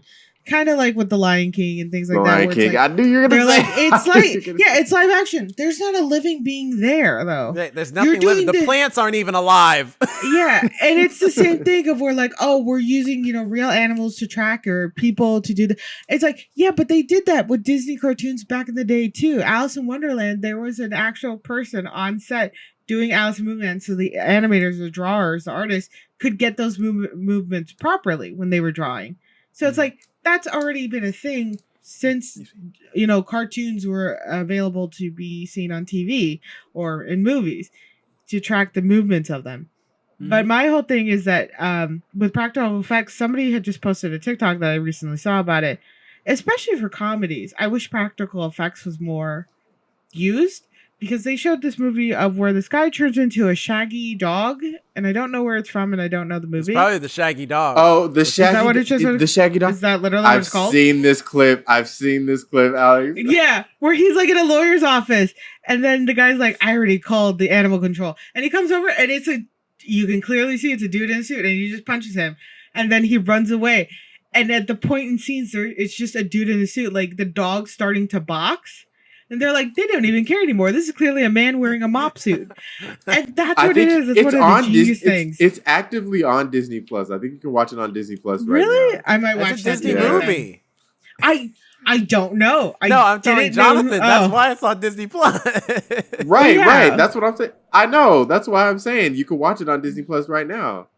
I didn't know any. I've only seen that one scene of where he's punching the guy in the office because he literally holds the guy with a hand and just go poof, and then the dog runs away. Which that dog, fantastic actor, fantastic. But I love the ideas with the practical effects in this. They're really strong. I guess we can now get into the last 15 minutes. Here's the thing. Here's why I don't like it. They were doing good, especially coming off that acid scene when they changed the gravity and then she's floating through the acid tornado, basically. Super cool. That was such a good scene. And kudos to that being easily the most original idea in this movie. But to your point, Alex, like you said, this movie tries to tie every single Alien movie into this movie in some way, shape, or form, including the bad ones, because then thinking about Rook, they do a whole thing where the black goo from Prometheus, which I do appreciate the tie-in because I actually liked a lot of the ideas Prometheus had. It's just how the movie were constructed, but a lot of the ideas were really interesting and cool for the Alien universe. And if you remember, if you've seen Prometheus, one of the big things was this black goo that David experiments with that apparently is what led to the creation of the Xenomorphs. In this case, though, they have the black goo and they've been experimenting on how to use it to help essentially extend human life. And this movie, they have a scene where there's a rat and they kill it by squashing it. And then they give him some of the black goo. And it repairs the rat, and it comes back to life. And then Andy, his mission director, has been changed to take this black goo and take it back to the company, basically, so that they can take it and mass produce it to help human colonists live. My question is, like, this is one of those contrived things where I'm like, the script flows until it doesn't, because they don't need it to. Because why that, like, first of all, they don't watch the rest of the video that's just playing, because if they did, they would see the rat then mutate shortly after. A minute after they stopped watching, the rat then mutates into like this creature. No. It has a little thing that bursts out of its chest too. It has like its own xenomorph rat hybrid thing. Yeah. It ends up, what the black goo does is that it ends up creating a little thing of its own too, I guess. That's when it wants, and that's when it wants to too, because that happens to the rat, but then, we'll get there. Anyway, the rat, this thing comes out of the rat, and it's still in there. The dead rat with this creature still in there. Somehow they didn't see that. Out of all the things, they examined the entire room, found guns, all that shit. Didn't see the rat though, somehow. And then they go into the thing. The scene happens. Then they have the nerd, like later, afterwards, they have a really cool scene with the acid, the really cool scene with the elevator. I really like the elevator scene as well. But then they find Kay, who's somehow still alive, but barely. She's bleeding out, and she's pregnant. We find that out earlier in the movie. Kay is dying, and Tyler's like, we've got to save her. Andy, because he's, thinking robot brain, he's like, use the black goo. It'll enhance her cells and stuff. Now, he's saying that to Tyler and Rain. Kay, presumably, is coming in and out of consciousness, probably because of the blood loss. She's in a bad way. And they're about to inject her, but then Rain thinks about it for a second. She's like, nah, that ain't gonna work. You know what we need to do? We need, she's still alive. We could probably make it to the ship and get her into cryostasis, and she'll just be in cryo until, we can get her to, a professional doctor. It'll preserve her, which is a thing from Alien Resurrection, when they literally say the exact same thing. Right. But it's because the dude's got a face hugger in him, so it's a little bit of a different scenario, but same concept. And so then they're like, and Andy's like, and he takes the black goo, puts it back in the thing, and then Kay gets on the elevator. She leaves Kay. Cool scene happens. Yada yada. Then later, Rain saves Andy. She takes the upgrade out of his thing. Tyler dies. Yeah, Tyler dies. And then yeah. And then they're on the elevator, and there's a xenomorph about to kill Rain, but the elevator comes down, and Andy comes down with it because he's a robot. He can handle the drop. And he says the iconic line, "Get away from her, you bitch." Except he says it with a stutter because he's a stuttering robot and he's got issue. Although a lot of people comparing him to having essentially a robotic autism, which I think is interesting idea. But he's like, "Get away from her, you bitch," and I'm just like, you didn't have to do that. This is just like Ash all over again. You didn't have to do that. My whole problem with that scene was the way the xenomorph saved her. Saved Rain. Oh yeah, he does save her. That's true. It was a very intimate moment for there for a second, and I was like, "Did Tyler for a second I thought was like, did Kay just turn into a xenomorph? Is that why it saved her like that? Because it grabs her just like a normal person and swings her over to the ladder, and it's almost like she should look up at the xenomorph and be like, "Thank you," because we already got that weird love angle in Predator versus Alien. That one Predator was hanging out with it's Annihilation. Listen, she's fine as hell. Anybody would want to do it, but including a Predator. I was like, that sounds well, not how. Yeah, I don't know what the alien race is called. You know what I mean? The Predator. Is that better? I understand including the Predator. I understand the context of what you are saying, but the soundbite of it. But it's that moment. I was. Yeah, I might now do that because I like to do stuff. You guys should not give me so much range of the social media. That's what I do. No, we allow you. Okay, I can get to the TikTok. I'm sure I can figure it out. We tolerate it. Oh, I don't think I've ever seen you post a TikTok ever. No, never. That's true. I've never posted it to TikTok. But anyway, it's that moment I thought for a second, I was like, which I thought was going to be an interesting twist. I was like, did Kay just turn into a xenomorph? No, but that's before what happens later. It kind of happens at the same time because she actually got the injection. She injected herself with the black goo, and then she was like screaming in pain. So I was assuming, oh, her body's growing like an exoskeleton or something like that. That's my assumption, because then we don't see her until Rain finally gets up to the ship and she's still on the ground sweating profusely and like looking like she's about to die.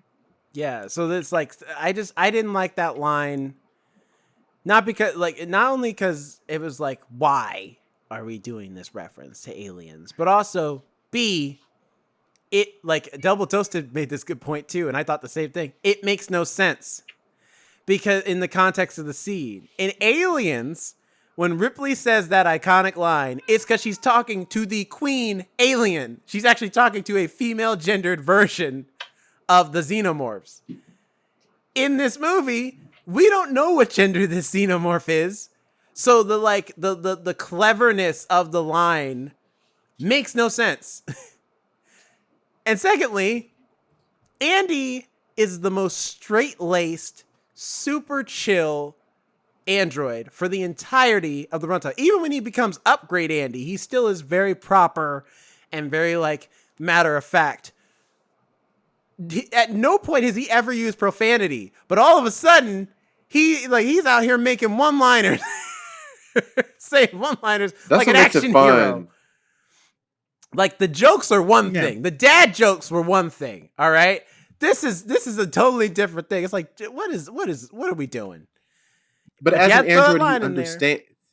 As an android, he understands the dire nature of the situation, the fact that he overcame that situation. So he was programmed to give himself a celebratory curse word as a result of that. You know damn well that don't make no damn sense. All right, you mean to tell me her dad was sitting here like, yeah, all right, listen, Andy, there's gonna come a time, there's gonna come a day where Rain's gonna need your help, and you gonna knock somebody the fuck out. And when you do, you go ahead and say this line right here. Go ahead and read that real quick. Yeah, go ahead and put that in your programming. Mm-hmm. Yeah, that's gonna hit right there. People gonna love that. Listen, we might as well have put that scene in the movie because I think that's exactly how it went down. Yeah. But anyway, so that already didn't work for me. But I was like, you know what? I'll let it slide. It's whatever. Because at least it is like it's a light reference, you know. And then the movie and again, that elevator scene was really cool. And then they go to get onto the ship, and yeah, and like Alex said, before we get to the ship, for no reason. And I mentioned the in and out of conscious thing because I'm like, did she even hear what Andy basically whispered to the two of them? Because she was dying. She was dealing with blood loss. Did she hear that the black goo could even help her? And even if she did, she doesn't know what it is. They know what it is. So why the hell would she just inject it into herself with no type of rhyme or reason? Well, she's probably like, this is better than nothing. Mm-hmm, that's what I was going to say. For all she knows, it could literally kill her. She was literally in her dying. mind, she was like, right. In her mind, she was like, I'm going to die anyways. She's might injecting it with the intention to not die. She had a literal hole through her throat. She had a literal hole through her throat. No, it stabbed her in her shoulder. It was right here. It was in the chest. Or in the chest. It was in the chest. Yeah, it was right here. Right. And she was having trouble breathing. All she heard was like, this could possibly save her. She's like, all right, bet. Because clearly Rain went back for the robot. She's going to die in there, going back to the literal crawl space of all the aliens. She's going to the dead center to save a robot.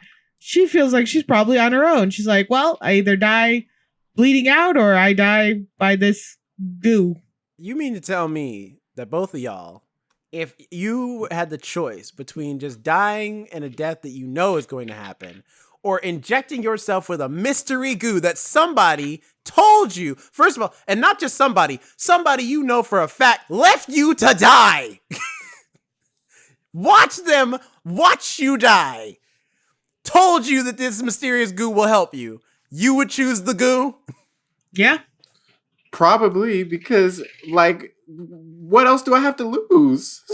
Because there's also like a good chance this makes me stronger, and there's freaking aliens that are spitting acid, and I've seen aliens now come out of like multiple people's chests. I'd rather die by the mysterious glue than have that alien get me and that thing come out of my chest. You said you meant goo, but you said glue, and in my head, I just love that idea that it's glue.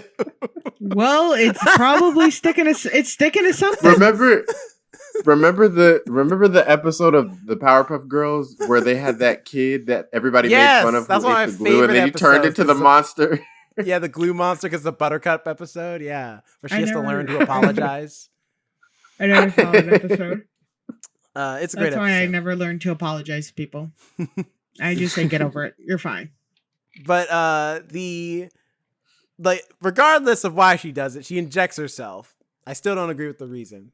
But it's just like, she injects herself, I guess, assuming it'll save her. And Rain gets up to the ship. And this is when the movie for me was like, don't do this. Don't do this. Because she puts her in the she seems fine. She's sweating, but she seems fine. She puts her in the cryopod. And then she gets in the cryopod dressed in a tank top and booty shorts. And I was like, okay, I see. Y'all didn't want her to be in her tank top and panties like Ripley was in the first movie, but she practically is dressed exactly like Ripley is in the first movie. So I already know what's going to happen. Because in the first movie, Ripley gets in she's about to get ready to go into cryo sleep. But oh no, there's another alien still on the ship. And sure enough, they do the exact same thing, but worse. Because then, instead of, because like we said, the rat had a creature burst out of it that essentially killed the rat, but also died on the table.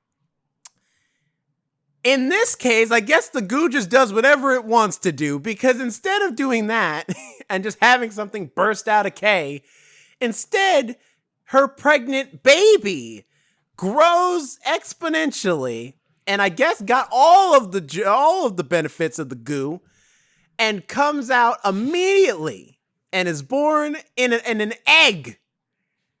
And then, what's her name? And then she tries to cut the umbilical cord. The umbilical cord spitting acid. So I was like, don't do this. Don't do this. We were almost done. Just like. Yeah. We were almost home, and now this is getting off the rails because this woman is like, and again, like I said, every alien movie. So they got to do the thing from Prometheus where the girl was giving birth to the friggin' tentacle monster that was made from the sperm that was affected by the black goo that David put in the drink of that dude whose name I can't remember right now. But like that who impregnated Romy Rain's character. So they're doing Prometheus again, but now with the different pregnant woman. And then at least I would have liked it at least if it was like a more advanced xenomorph or something. Or what I thought was going to happen is we get to actually see what the baby looks like. And as a baby version, it looks kind of like the engineers from Prometheus. So I was like, oh, okay. Because the goo's from Prometheus. So I'm like, okay, cool. It's kind of going to tie in with Prometheus with the goo, this being like the rebirth of an engineer, which were already also kind of scary. That was the climax of Prometheus, was that they find an engineer who's still alive and he's pissed and he fucking tries to murder everybody. And he's like hard to kill just as much as the Xenomorphs in a way, because he's super strong and he's almost like indestructible and all this other stuff. So I was like, okay, cool. Like, I still don't like it, but a nice like roundabout way to kind of tie it all back in. You know, human DNA, black goo makes an engineer. No, they don't do that. They give us this ridiculously goofy looking, weird design called the offspring of this human xenomorph hybrid creature, which they've done before.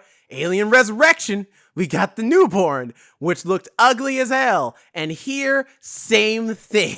This creature looks terrible. And it like, and I they tried to make it a little better by making it practical by having an actual actor, which kudos to them for at least trying to be practical with it, but it didn't help. It looks goofy. Its limbs look all weird and wonky, and it has nothing to do with the actor.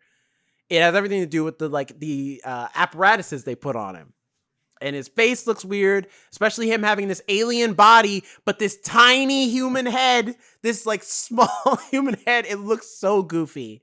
And then on top of that, they give him goofy things to do. Like, for example, after he's born, he grows immediately to full size and then crawls his way back into the cryo room where Kay is still there recovering from the trauma of giving birth to an acid blood alien baby. And he's like, even though he's full grown, he still wants to breastfeed. And while we don't see him breastfeed, we know because we see her like lactating through her shirt or whatever.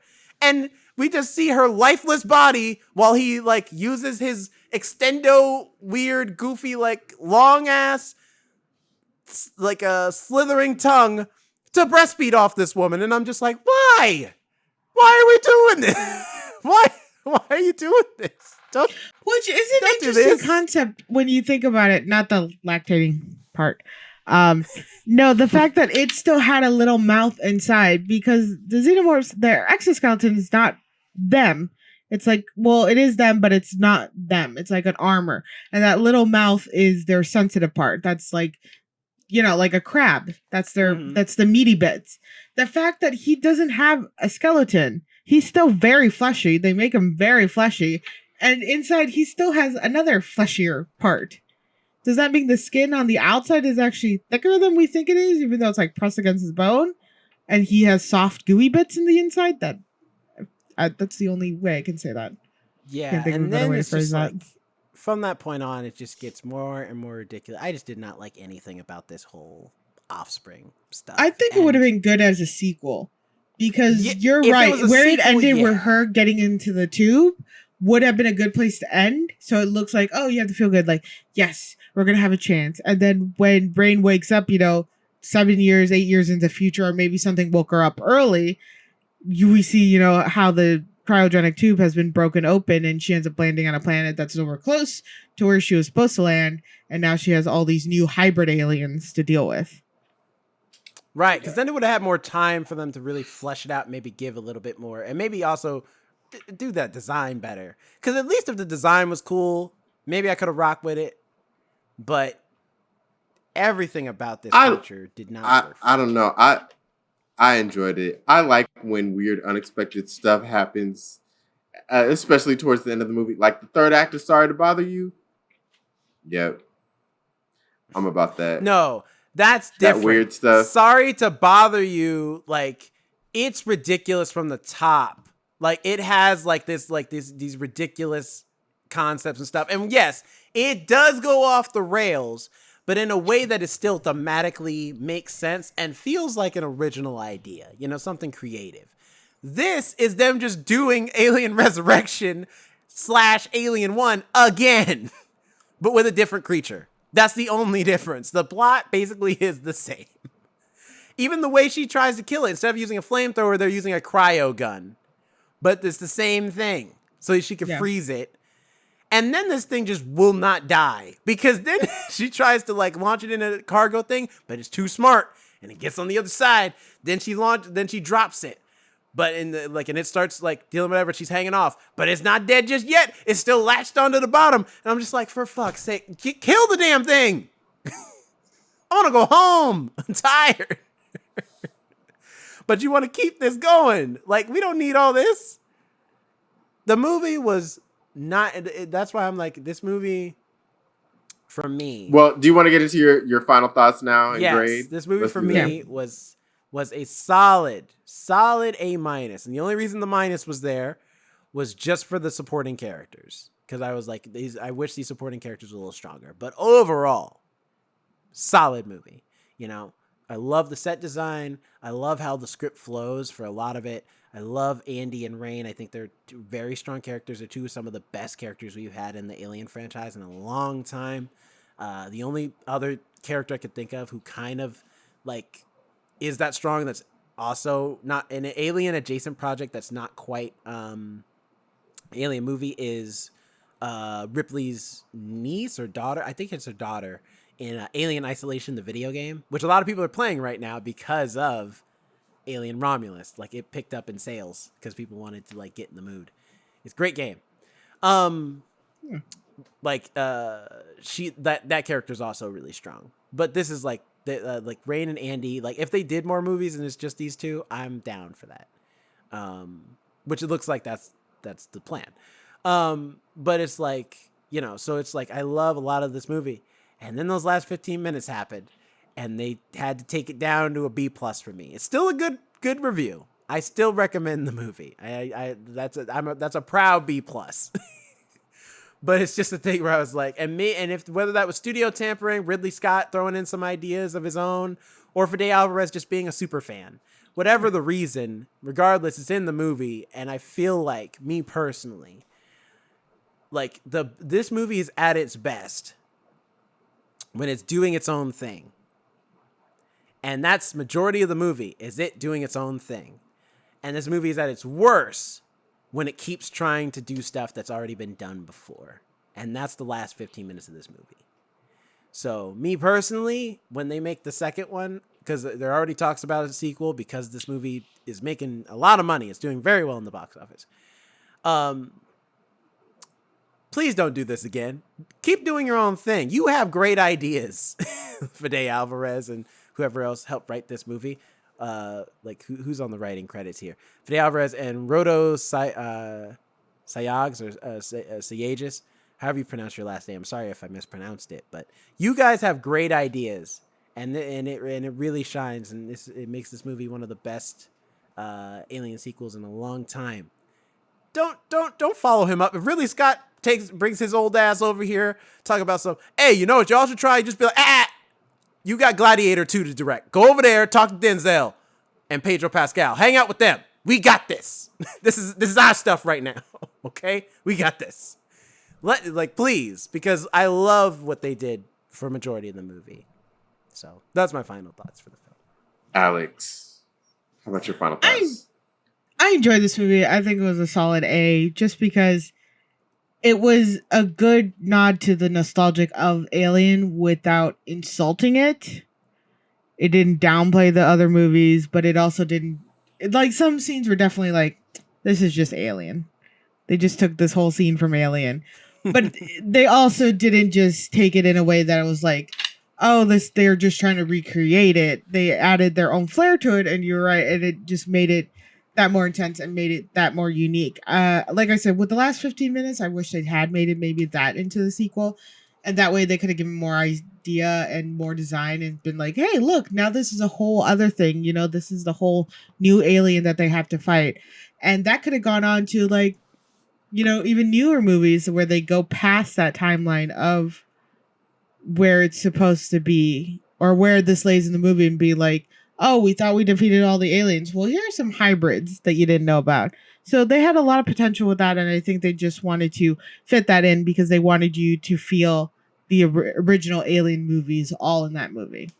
But the costume design, the aliens costume was great. I just loved the set design, everything. It felt like that nostalgic style, and the beautiful rings that they had that were kind of, when they got closer, showed it wasn't just rings and rocks and asteroids, but it was actual debris too, because of where ships had crashed into debris. Cool. I think that was really, it was a really cool effect, because it shows like just how trashy, and literally trashy, this planet was, that the beautiful rings that you see from far away are literally just metal and junk and space debris mixed with like rocks and asteroids that are usually they're like rings around a planet. But I mean, I definitely watch this again, and I definitely like recommend it to people because I think it was just fun.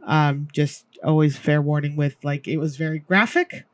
They made sure you could finally see the things they wanted you to see that they couldn't show you in the original Aliens from the 80s. Now, or 80s and 90s. Now they can show you really so intently. That was a vagina up on that wall. I mean, well, not there. Those are muffins and donuts on that wall. Even just the murder, like the murders. I was gonna say the deaths in this are like I mean, I've never seen the I mean, there were murders. The coolest scene in this that I wish wasn't in the trailer. was getting to see the like X-ray gun or the X-ray like thing where you see the chest burster like come out of her chest. I was just like, but from the inside, I'm like, that's unique. I've never seen that before. Yeah. I mean, and that item only exists for that scene, but I don't care. It was worth it. It was the rule of cool, as we say, like if you're a D&D nerd, like it doesn't matter if it didn't make sense for it to be there and for this shit to happen. It was cool, so we accept it. It was a cool aspect to see it from that side, to actually see it like moving and everything from the inside and it trying to bust out. And that was another graphic thing where you got to see it moving in the body part. And then when the guy, when Bjorn almost got his face attacked, you saw it wasn't just the face hugger, it was the long tail that was coming out of it, the tongue, the little mouth that was trying to get into his mouth, even when it wasn't attached yet. Like it could have gotten to him before it was even attached. So that was an interesting way to do it too. So I think the graphicness sometimes was a little much, but it allowed the movie to be where it could separate itself from the original Aliens by showing the actual gruesomeness of what these aliens are trying to do with us when they're just trying to use us to hatch their eggs and make more little xenomorphs. Xenomorphs. There we go. What about you, Jonathan? What do you think of the movie? I would also have to give it an A, as not having an extensive experience with the Alien movies. And like I mentioned, I felt like this was made palatable enough for the general audience, whether or not you're familiar with the Alien movies as much as others. I thought it was fun. It was enjoyable. It was more suspenseful than I had anticipated, even though I should have known from the marketing of this movie with, you just have the profile of the face hugger. And it's a really intense like movie poster. And I thought that intensity was brought during the movie. Yeah, the face huggers in this are way more violent than they are in the other movies. In the other movies, they just pop up on you. These ones, they chase you down. Yeah. And that's part of the horror, terror, suspense of it all. You never know where they're going to come from. And, it's funny that this movie was released kind of like so shortly after A Quiet Place, day one, because it had elements of that as well. Like, you got to be quiet. You got to whisper. They're going to find you. So, yeah, overall, I thought it was a great watch. The acting was really good. I don't think there was really any player that did a poor performance than anyone else. Obviously, there were characters who were more likable than others. And ultimately, those people that were the most likable, I felt like survived at the end. So for that reason, I was pretty satisfied. But overall, I thought everyone did a good job. Everyone clocked in, from the special effects people, from the practical effects team, from the director, the writer, and the cast. So I thought it was fun overall. Also, one last thing. I forgot to mention this throughout because we didn't talk about this aspect. But I think this movie is also a great movie to look at from the standpoint of like what I've been saying in regards to, because I was recently re-listening to our Little Mermaid review, and we were talking about this whole thing of like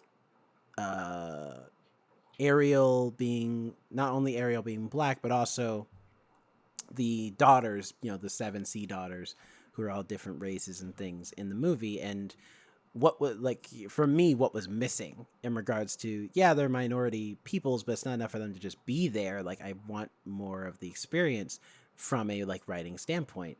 But, and like, not that we said this on the podcast, but just like the argument I've heard on the internet is like, well, they're like a fantastical creature. How are you supposed to still like they're not actually a black person in like America or whatever? And I'm like, there's ways to write it. And this movie is Jerome, you're a little fuzzy. Oh, yeah, you're Is muffled. it the same for you too? Is it?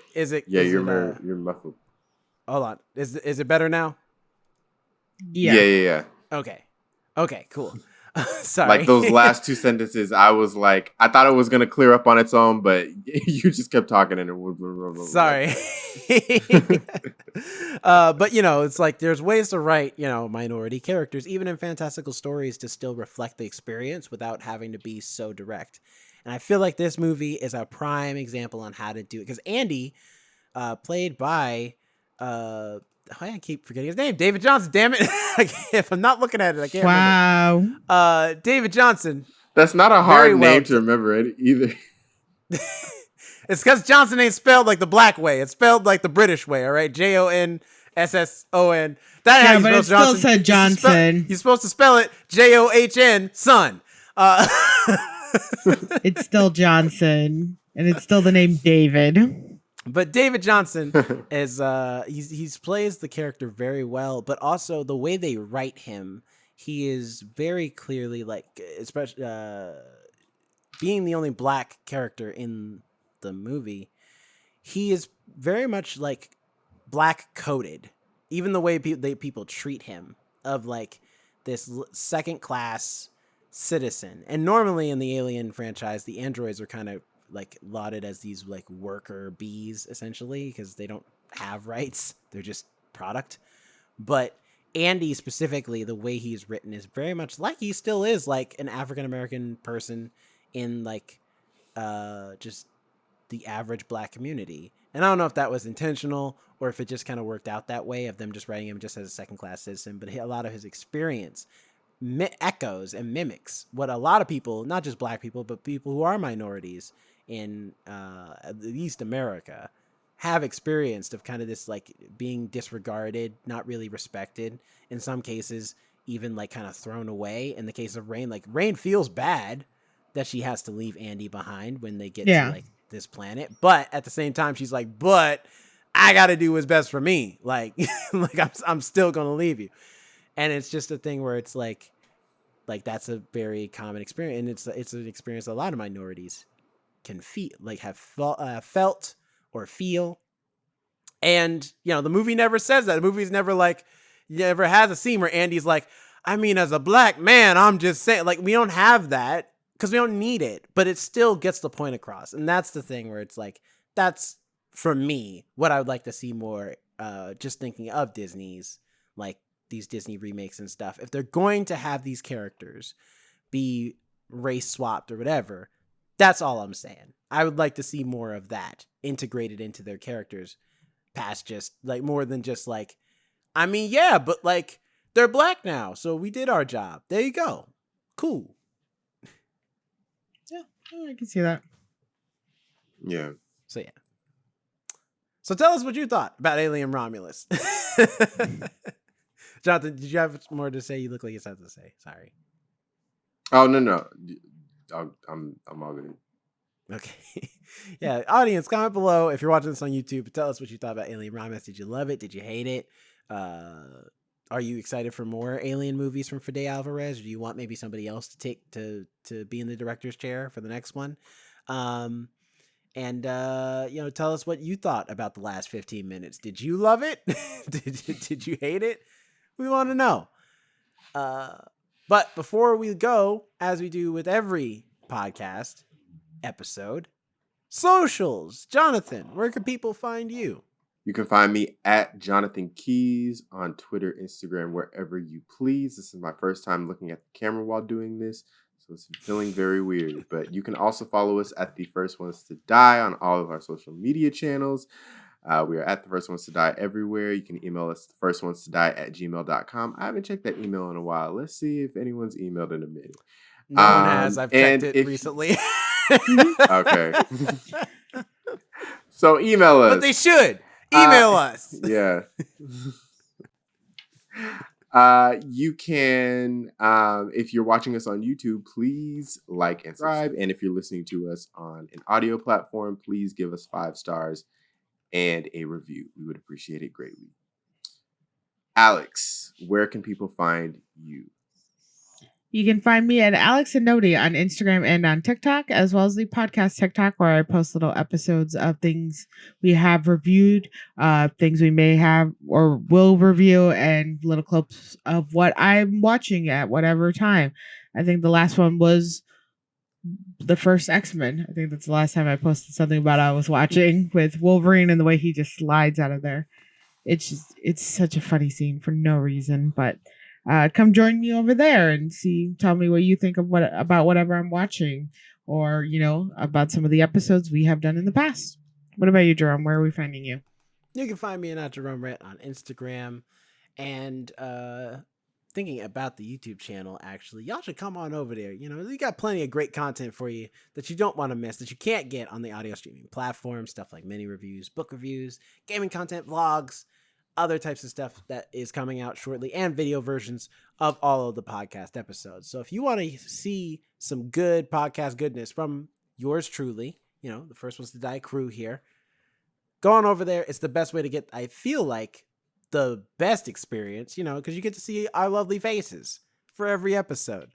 So please go on over there, subscribe. And if you already subscribed, thank you so much. We appreciate that. We appreciate you. And thanks for watching. So tune in next week for something. We'll let you know. We usually figure it out by then. But until then, have a good night, good morning, good evening, whenever you're listening to this. And we'll catch you in the next one. Bye. Bye.